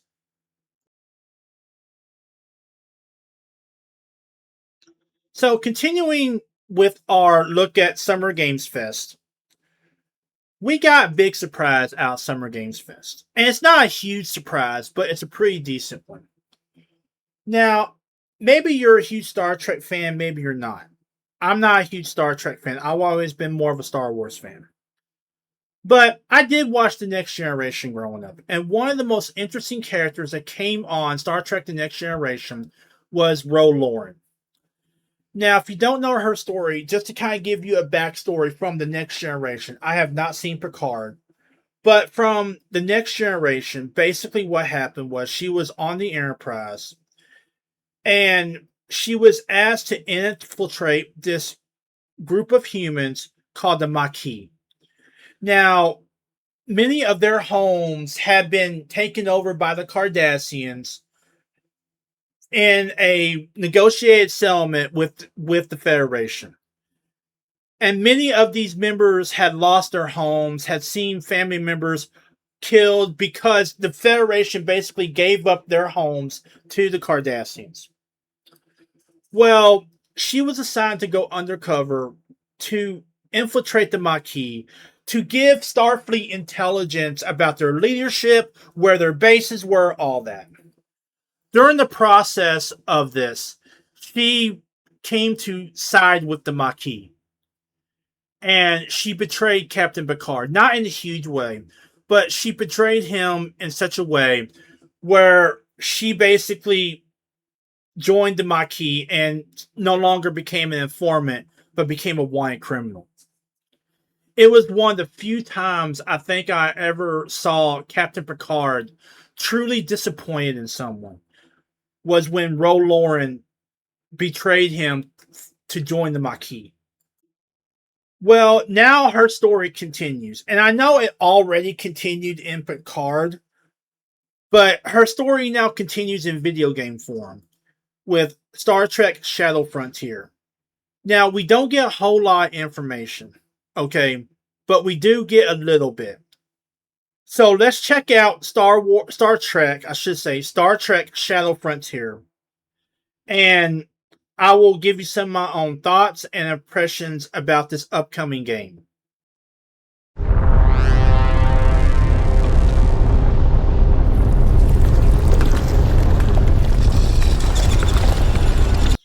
Okay, already this is feeling like something from Resident Evil or Alien Isolation.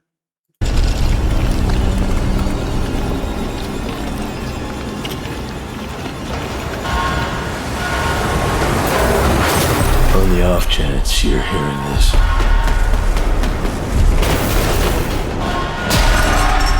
Yeah, this is definitely like something from Resident Evil or Alien Isolation, where this is more a psychological horror game than a shooter or adventure game, which I think is a real departure from Star Trek. Okay, Star Trek has always been hopeful, always hopeful for the future, but this is more of apocalyptic type of game where everything has fallen apart or everything has gone wrong and you got to try and make it right. I think that's a real departure. I'm out there. In the dark.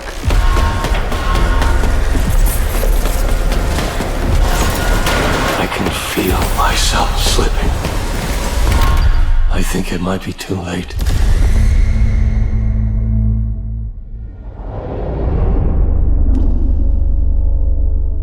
There is no coming back from this. This time, you have to let me go. Ro, Lara. That is not going to happen.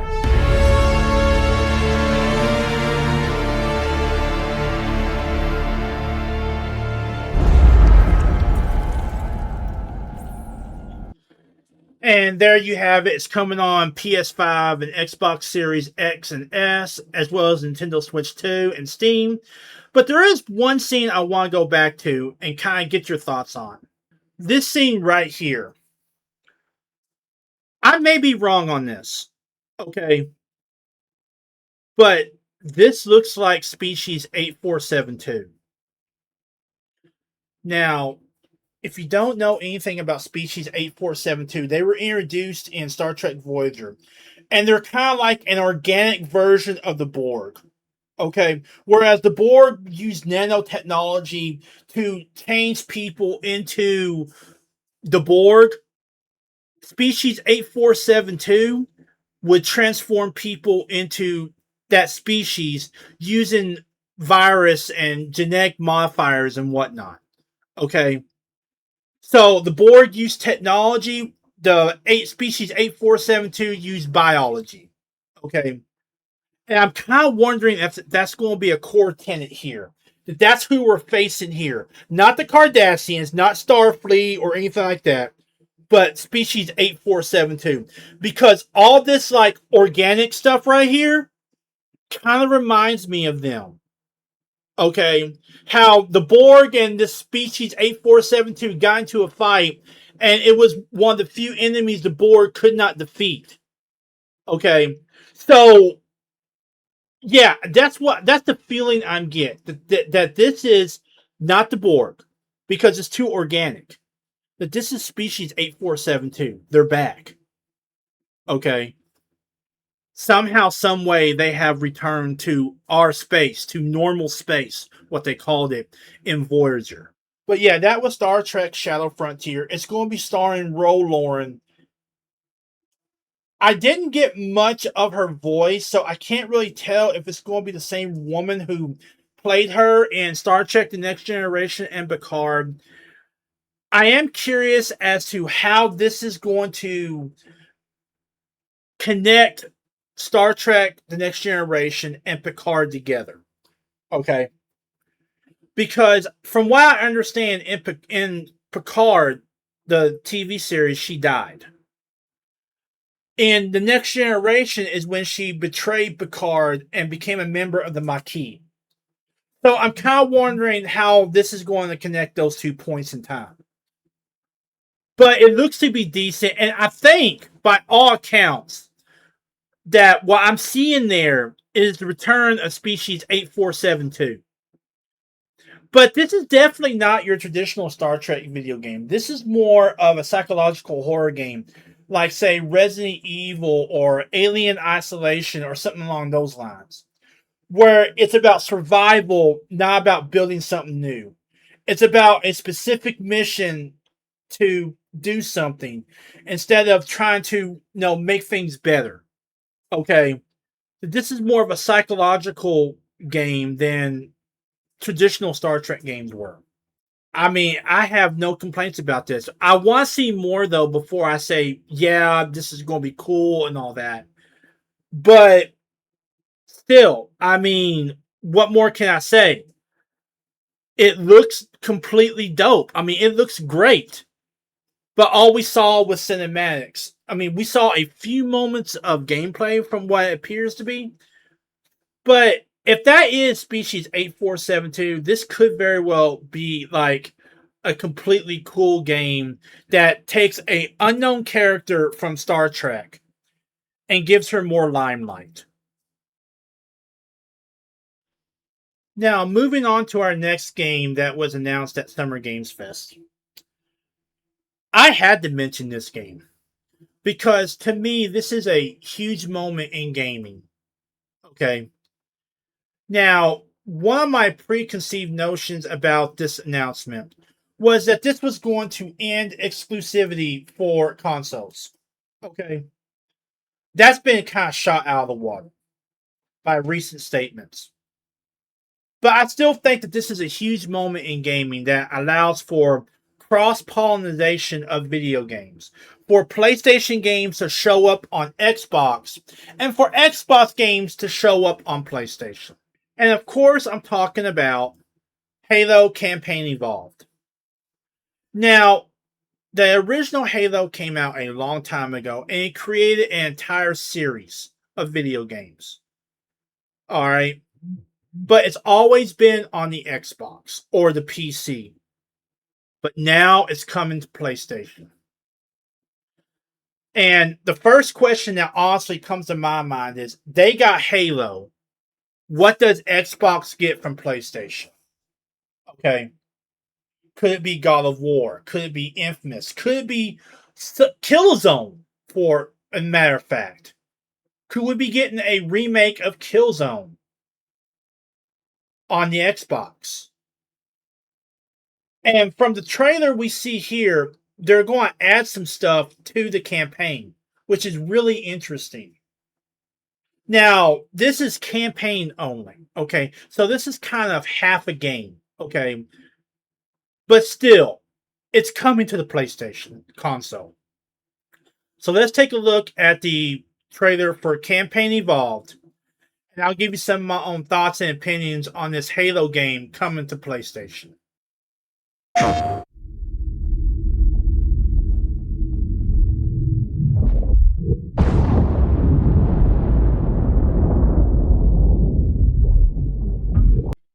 Alright, that must be the Pillar of Autumn right there. I mean, Pillar of Autumn right there. And plus, look at the animation. It's so crisp and clean.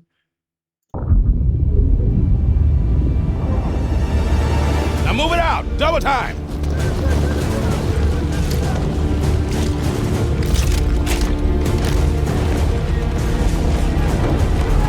We were losing the war. Pushed to the edge of extinction by an alien alliance bent on our eradication. The Covenant.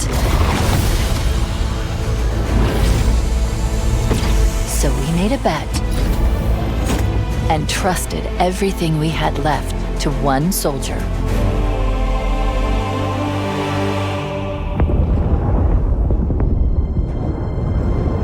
Those of us who managed to escape found something.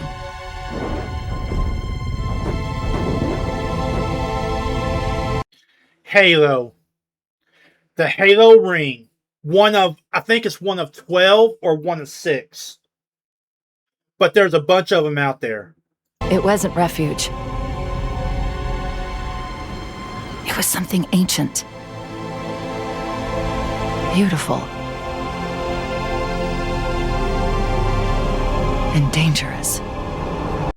The Flood. I think that there's not a single person who has ever played Halo who does not remember the Flood. They were like the Borg, you know? I mean, assimilate or die sort of stuff.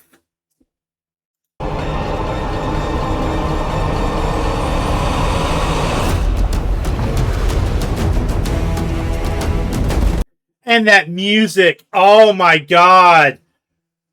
Oh my god, that music. The first time I played Halo was on PC. I never played it on Xbox. And oh my god, that music. That's like so iconic. You know, when you hear that music, you know it's Halo. Okay? You know that's Halo. It's like John Williams' music in Star Wars. It's like the Star Trek theme. It's iconic to that series. The Covenant followed us here.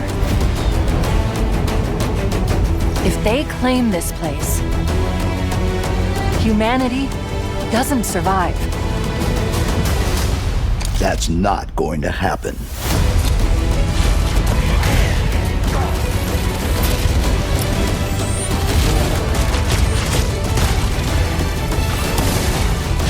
You are more than your armor. More than your mission. And more than they can handle.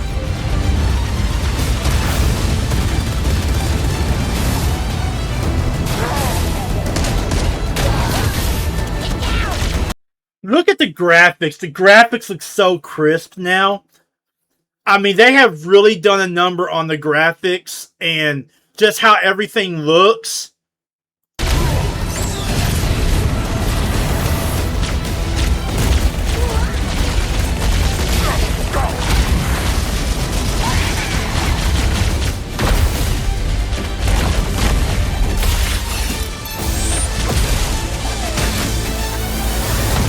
Now, that was something that I don't quite remember doing in the original. Let me go back here. Yeah, right there. Having the energy sword. I'm wondering now if maybe they're not also including more weapons in this campaign. Because I remember there were some weapons you could not pick up from the enemies. And I think one of them was the energy sword. I may be wrong on that. But I think one of them was the energy sword.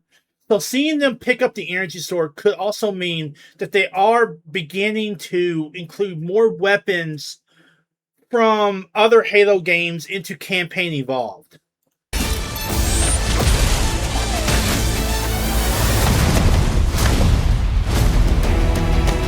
They believe they can break us. They believe the fight ends here. They're wrong. John 1:17, right there.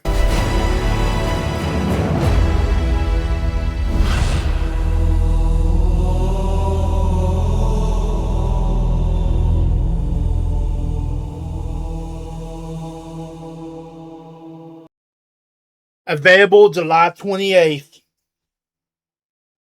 Oh, man. I mean, what could more... I mean, one of the most iconic games out there. But you had to buy an Xbox or like a top-tier PC to play it. It's now coming to PlayStation. Okay? It's bringing with it the story of the original campaign. Not multiplayer, which, okay, that's kind of a slash right there. But still, it's bringing that campaign, that music, those weapons. Still, I mean, this opens up so many opportunities. And we knew this was coming, but we just didn't know when exactly it was coming. But the fact that it's coming in July. Okay. I mean, July, August, September, and October. Those are going to be the 4 busiest months. Let's see, you have July, August, September, and October will be the 4 busiest months in gaming in a long time. Not because of one game, but because of all these games being rushed to beat Grand Theft Auto 6. And I have to wonder if maybe more than a few of them are going to realize that and kind of push things back. And there also will be pre-order bonuses as well. So right there, you get armor pack, you get a collector's edition, you get digital extras. I mean, they're letting you get skins. I mean, okay. But still, man, Halo coming to PlayStation 5. All right. This opens up so many opportunities for both PlayStation and Xbox fans. Because if they got Halo, the campaign of Halo, then there's no doubt in my mind the Xbox is going to get a PlayStation title. And I wouldn't be surprised if it was Infamous, Killzone, or a bigger title, because Halo is a huge title for Xbox. But that was the trailer for Campaign Evolved, a Halo game coming to the PlayStation 5. I cannot wait to see. When July 28th comes around, I would not be surprised if people called in sick from work to jump on the PlayStation 5 and play this. That's exactly what's going to happen. Because PlayStation fans for years have been clamoring for this. This has been one of their dream titles they've been wanting. And they're now finally getting it on July 28th. Now, moving on. We got a huge announcement out of the Xbox Showcase. And that was the official release date and trailer for Gears of War E-Day. So, first off, I've only played one Gears of War game in my entire life, and that was Gears of War 4. Okay. And that was back when I had a Xbox Series S for about 6 months. Okay. With that being said, I enjoyed it. It's a cover shooter. It has a lot of elements of the Division without the looter shooter elements. Okay. It's a cover shooter. Basically, you use cover to survive, fight, live, that sort of thing. But it is very, very violent and bloody. Okay. Now, they gave us a proper trailer and some more information at the Xbox Showcase. I'm going to show you the trailer. But right off the bat, I already have one concern, and that's the release date. October 6, 2026. It's going to get caught up in that busy time because it's really appearing like July, August, September, and October are going to be the 4 busiest months in gaming in years. All because of Grand Theft Auto 6. Okay? But let's take a look at the trailer and I'll give you some of my thoughts on it. But already, I'm concerned because it's getting caught in that busy time of pre-Grand Theft Auto 6. Rated M for mature. Now, if you don't know what E-Day is, in the Gears of War universe, there's a thing called Emergence Day. And it's when the Horde emerged from the Earth to take out humanity. Okay? And they come in all different forms. But basically, it's these giant creatures from the belly of the planet that basically come up and start destroying humanity. Okay? And they call it E-Day. The day that this happened, they call it Emergence Day. So by all accounts, this game right here is going to be a prequel to all the Gears of War games that have come. No way this is real. It's pretty fucking real to me. We need guns. This isn't enough. They shoot. They make weapons. They fucking talk, Marcus. Fuck. Okay, what I'm getting here is that Marcus and his allies here were probably soldiers who had just gotten back from war. Maybe they got out for whatever reason, and then E-Day happens. And now they're caught up in this situation. Hell! Look out! Oh, shit!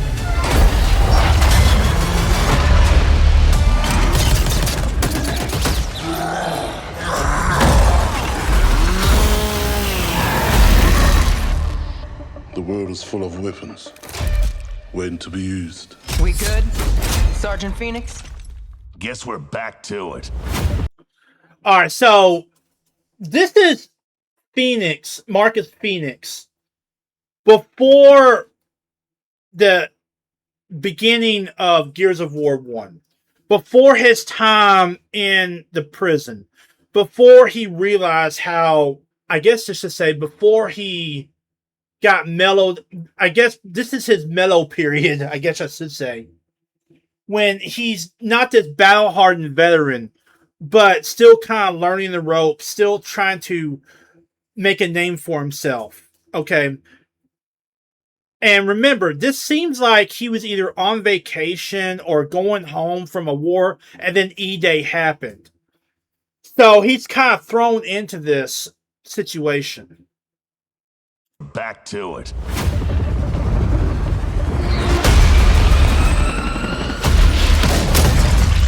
Cover me!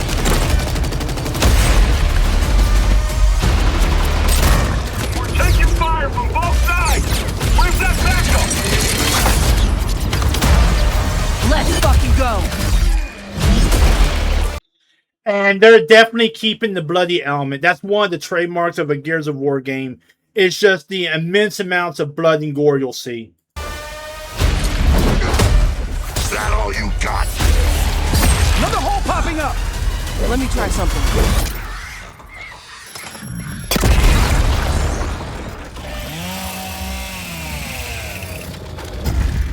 Nice.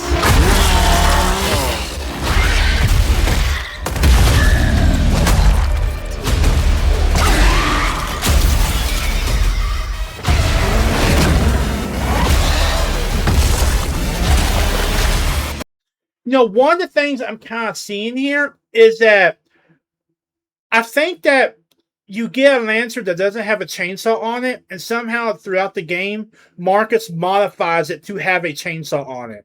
I hope they allow that, where you can modify your weapons to have chainsaws, spears, whatever. So what now, Marcus? We save everyone we can.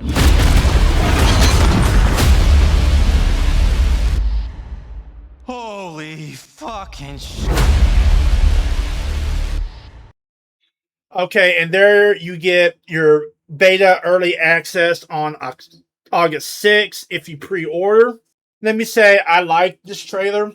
It has a lot of the hallmarks of a Gears of War game, but it definitely shows a different side of Marcus before he became a battle-hardened veteran.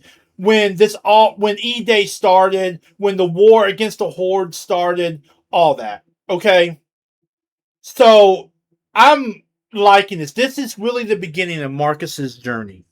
You know, when we first encountered Marcus, he was in prison. He had basically been locked away, and he was basically being bailed out because the armies were being wiped out by the Horde. All right. But what I'm seeing here is a different side of him before that. I'm kind of wondering if we ain't going to see that in this game.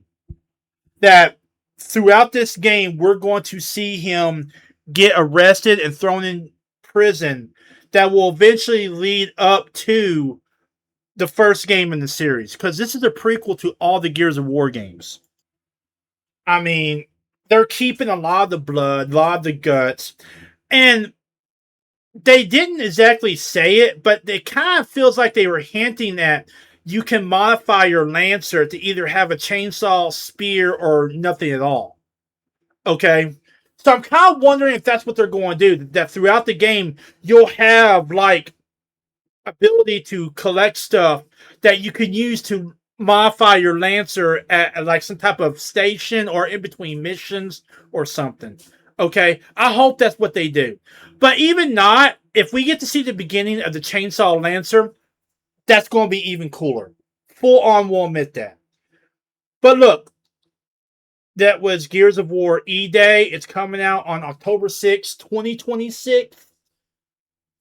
That's really my big concern, is there is so many stuff coming out in July, August, September, and October because of Grand Theft Auto 6, that those 4 months are going to be the biggest and most crowded months in gaming history in a long time.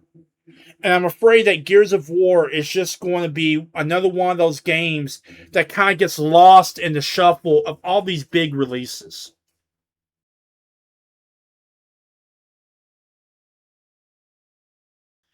There is one more game I got to talk about. And y'all know what it is probably already, but I'm going to talk about it anyway. Call of Duty DMZ. This is a mode for Call of Duty Modern Warfare 4 that will be coming out this year. It's coming out in October. This is our first look at what they call DMZ. Now, DMZ has been out before. It came out in Call of Duty Modern Warfare 2 and continued on into Modern Warfare 3. And it's their extraction mode. It's their extraction mode for the game. Okay, basically you jump in, you loot, you shoot, and you extract with the goods you got. And if you die, you lose everything.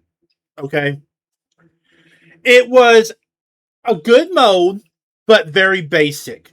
It felt like Extraction Shooter Light, I think is what it was called, and I completely acknowledge that. This was a very basic mode. Okay. And since coming out, a lot of things have changed in the extraction shooter space. And I really hope they take those changes into account. But let's take a look at this first look at DMZ, a mode that's going to be in Modern Warfare 4. And I'll give you some of my thoughts, opinions, and overall impressions of it.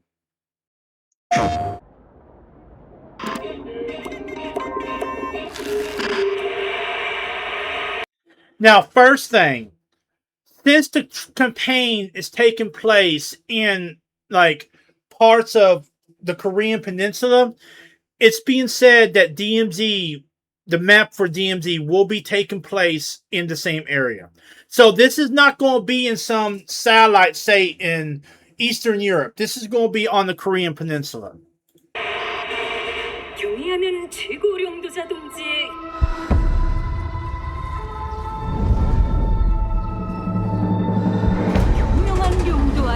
우리 조선 반도는 질서정연하고 강력하다. 남부 차단 구역에서 발생했던 산업 사고는 우리 공화국의 용적 투쟁으로 이미 수습되어 조국의 안전엔 흔들림이 없다.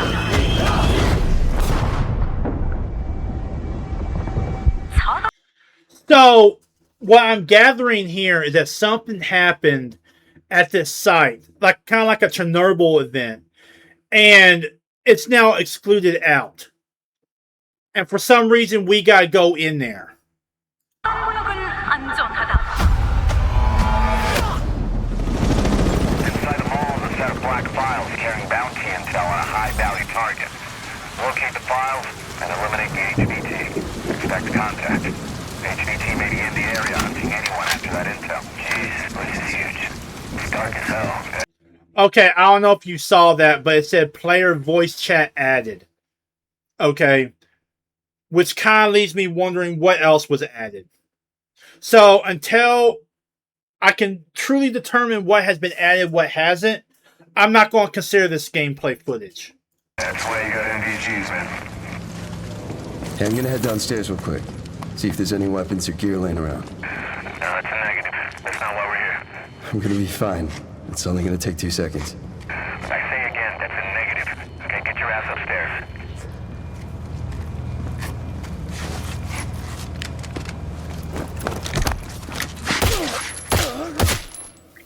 Damn, he's down. Let's go help him. Hell no. That's on him. I told him to get his ass up here. Copy. Where are we at on the intel? Okay, this is something that I really do hope is in it. This whole like helmet cam thing, where it looks like you're watching through a Special Forces helmet cam at through another person's perspective. Okay, I really do hope it's like this in DMZ. Okay, because before it kind of came from like a third person view, and it kind of took you out of the action. You know, even as you wait for your friends to revive you and stuff. But I really do hope that this type of helmet cam footage type of deal is in DMZ. Okay, I really do hope, because it would add to the authenticity of it. But another thing is, I do hope they do have a solos mode, because not everyone plays with duos, trios, or quads. Okay, that's another thing I really do hope is at launch, is a solos mode. Got it.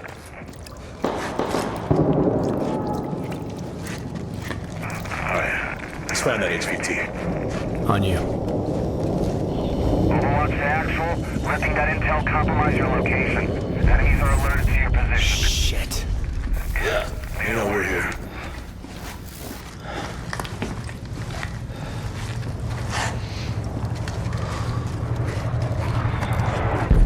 Damn. Bro, okay. Alright, let's just find that HVT.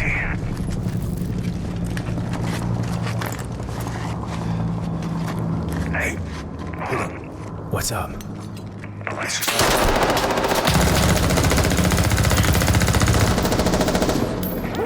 Hey, you good, man? First off, whoever these guys are, if they had access to silencers, they should have used them. Okay? Because I guarantee you, in DMZ, you always went in with a silenced weapon. Alright? You only went loud when the other guy went loud, or you had to go loud. Okay? Simple as that. Fuck. Yeah, you're all right.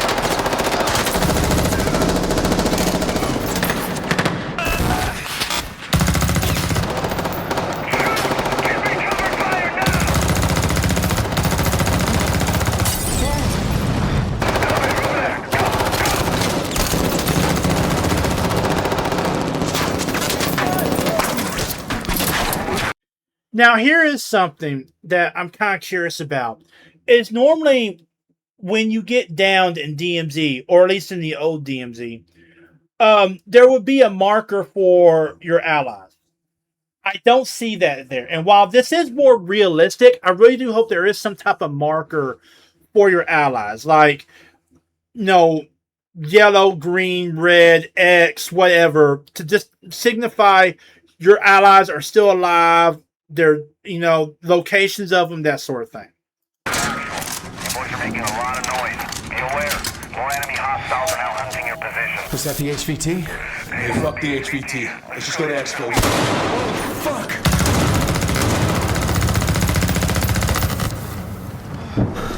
I got you, man. Okay, now that's something real interesting because that's in Battlefield 6. Being able to drag your ally while you revive them. So I'm thinking they took that from Battlefield 6. You good? Yep. Let's just get out of here. All right. Let me get some ammo. Yep.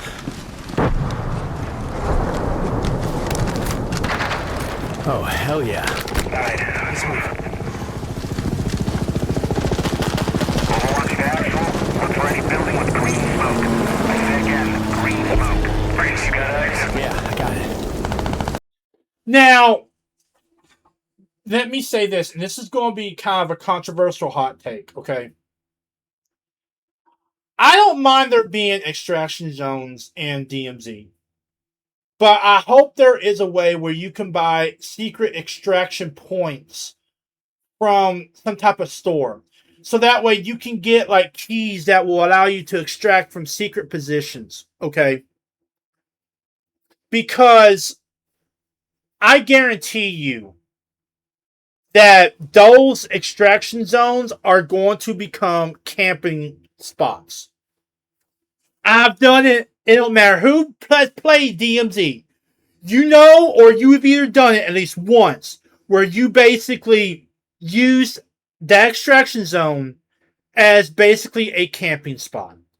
Where you were either someone you knew, or maybe yourself have done it, where you waited for a team to extract, and just as the helicopter comes in, you take them out, and you steal what they got, and then you extract. Okay, so I want there to be secret extraction coins that give you locations to secret extraction points. Okay. Now, I know what people are going to say. They're going to say, I'm trying to make it too easy for noobs, and I'm trying to make it too easy for players that aren't very good to get stuff. No, I'm not trying to do that at all. I'm not saying that there shouldn't be a cost-benefit ratio to extraction points, okay? What I am saying is that there should be secret extraction points that you can earn keys to, coins, whatever, and extract safely. But there's a cost to it. Maybe these extraction points are known on the map. Maybe the extraction time is longer than, say, a traditional extraction point. Whereas if you go by helicopter, it's like, at least when I played, it was a minute 30. Whereas if you go, say, by one of these secret extraction points, whether it be a convoy, boat, or, underneath the ground, then it could be as long as 2 minutes, 2 minutes, 30 seconds. Okay. So, yeah, I'm not saying there shouldn't be a cost benefit to the extraction points, okay? Because there is. Whenever you shoot one of those extraction point flares up, you're basically alerting everyone in the game, hey, this is open now. But what I'm saying is that there are players out there who will go and who will target those extraction points just to take out the teams. Okay? They will literally sit at one of those extraction points waiting for a team to pop up and just take them out. Okay. So, I think that if they are going to do factions, like they did early on in DMZ, because I have heard that they are doing the factions again, which if you remember back early days DMZ, they were doing faction missions where you had certain missions for certain factions inside of, I forgot the name of the map, but you were doing faction missions for different factions, and basically you were earning points and you can buy stuff from these different factions. I think it should be something similar, where if you do certain types of missions for this faction, you can earn a extraction key, which is a one-time use key that you can take in-game and extract from a secret extraction point, but it has an offset. where not everyone in the map knows you're using it, but it does take longer for the extraction to occur. It does do something else. It is known by everyone. Some type of offset, okay? And I just think that it would be a good idea to do that because of the simple fact that there are players out there who will camp those extraction sites. And that's all they'll do all game long. They won't do missions. They won't go after high-value target or intel. They'll just camp the extraction points all game long, waiting for players to come up with good loot, and then just wipe them out. That's literally all they will do. And I think a good way to kind of counteract that is for you to basically have secret extraction points where it doesn't alert the whole entire lobby, hey, there's an extraction going on here. But what it does do is cause it to take longer for you to successfully extract than, say, a traditional extraction point.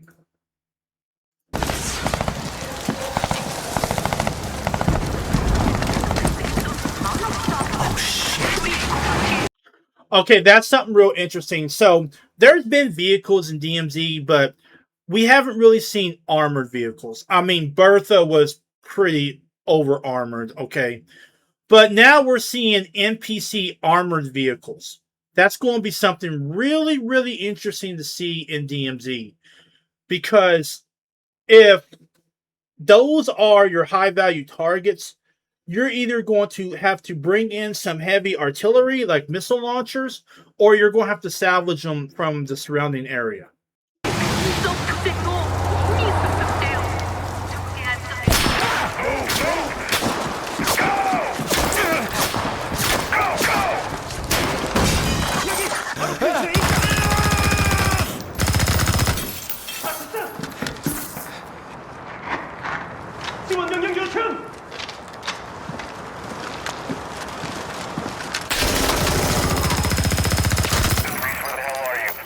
I'm inside. Get your ass to the roof right now. Copy. Please have medical. Oh, thank you. Now, something I am noticing, it says right down here, exfil time. It says 4 minutes, 20 seconds. I'm wondering if they've increased the exfil time on the normal extraction points, or if that's just a placeholder time they put on there.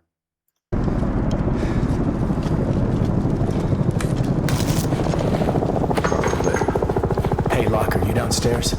Negative. I'm headed up the ladder. Going up to the roof. Oh, shit!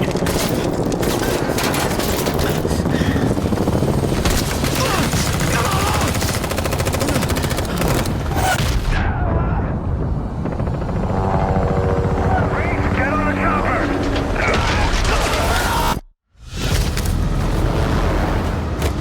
Go, go!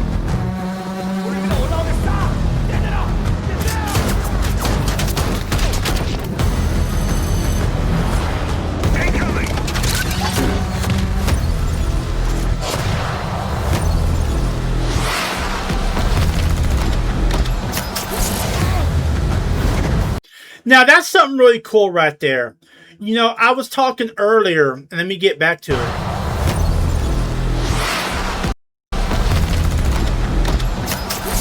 Now, that's something really cool right there.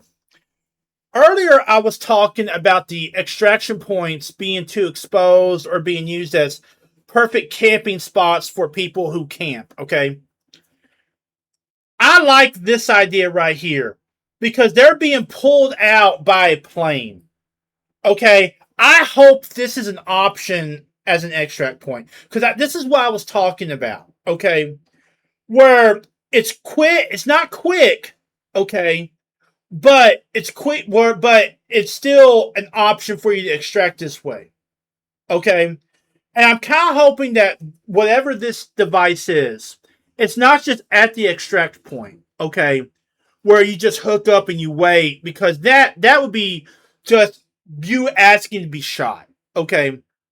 What I'm hoping is this is a device you can get in the world or through one of the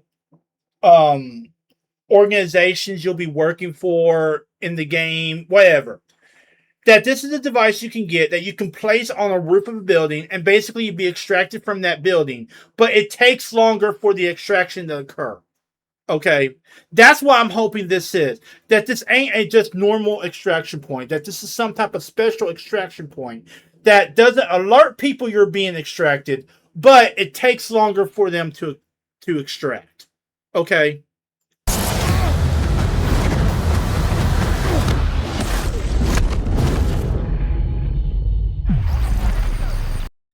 And that's going to be part of Call of Duty Modern Warfare for coming out on October 23rd.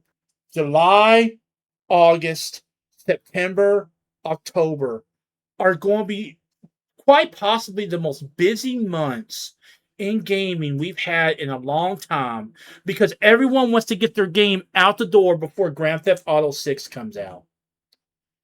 And just imagine if Grand Theft Auto 6 were to have another delay.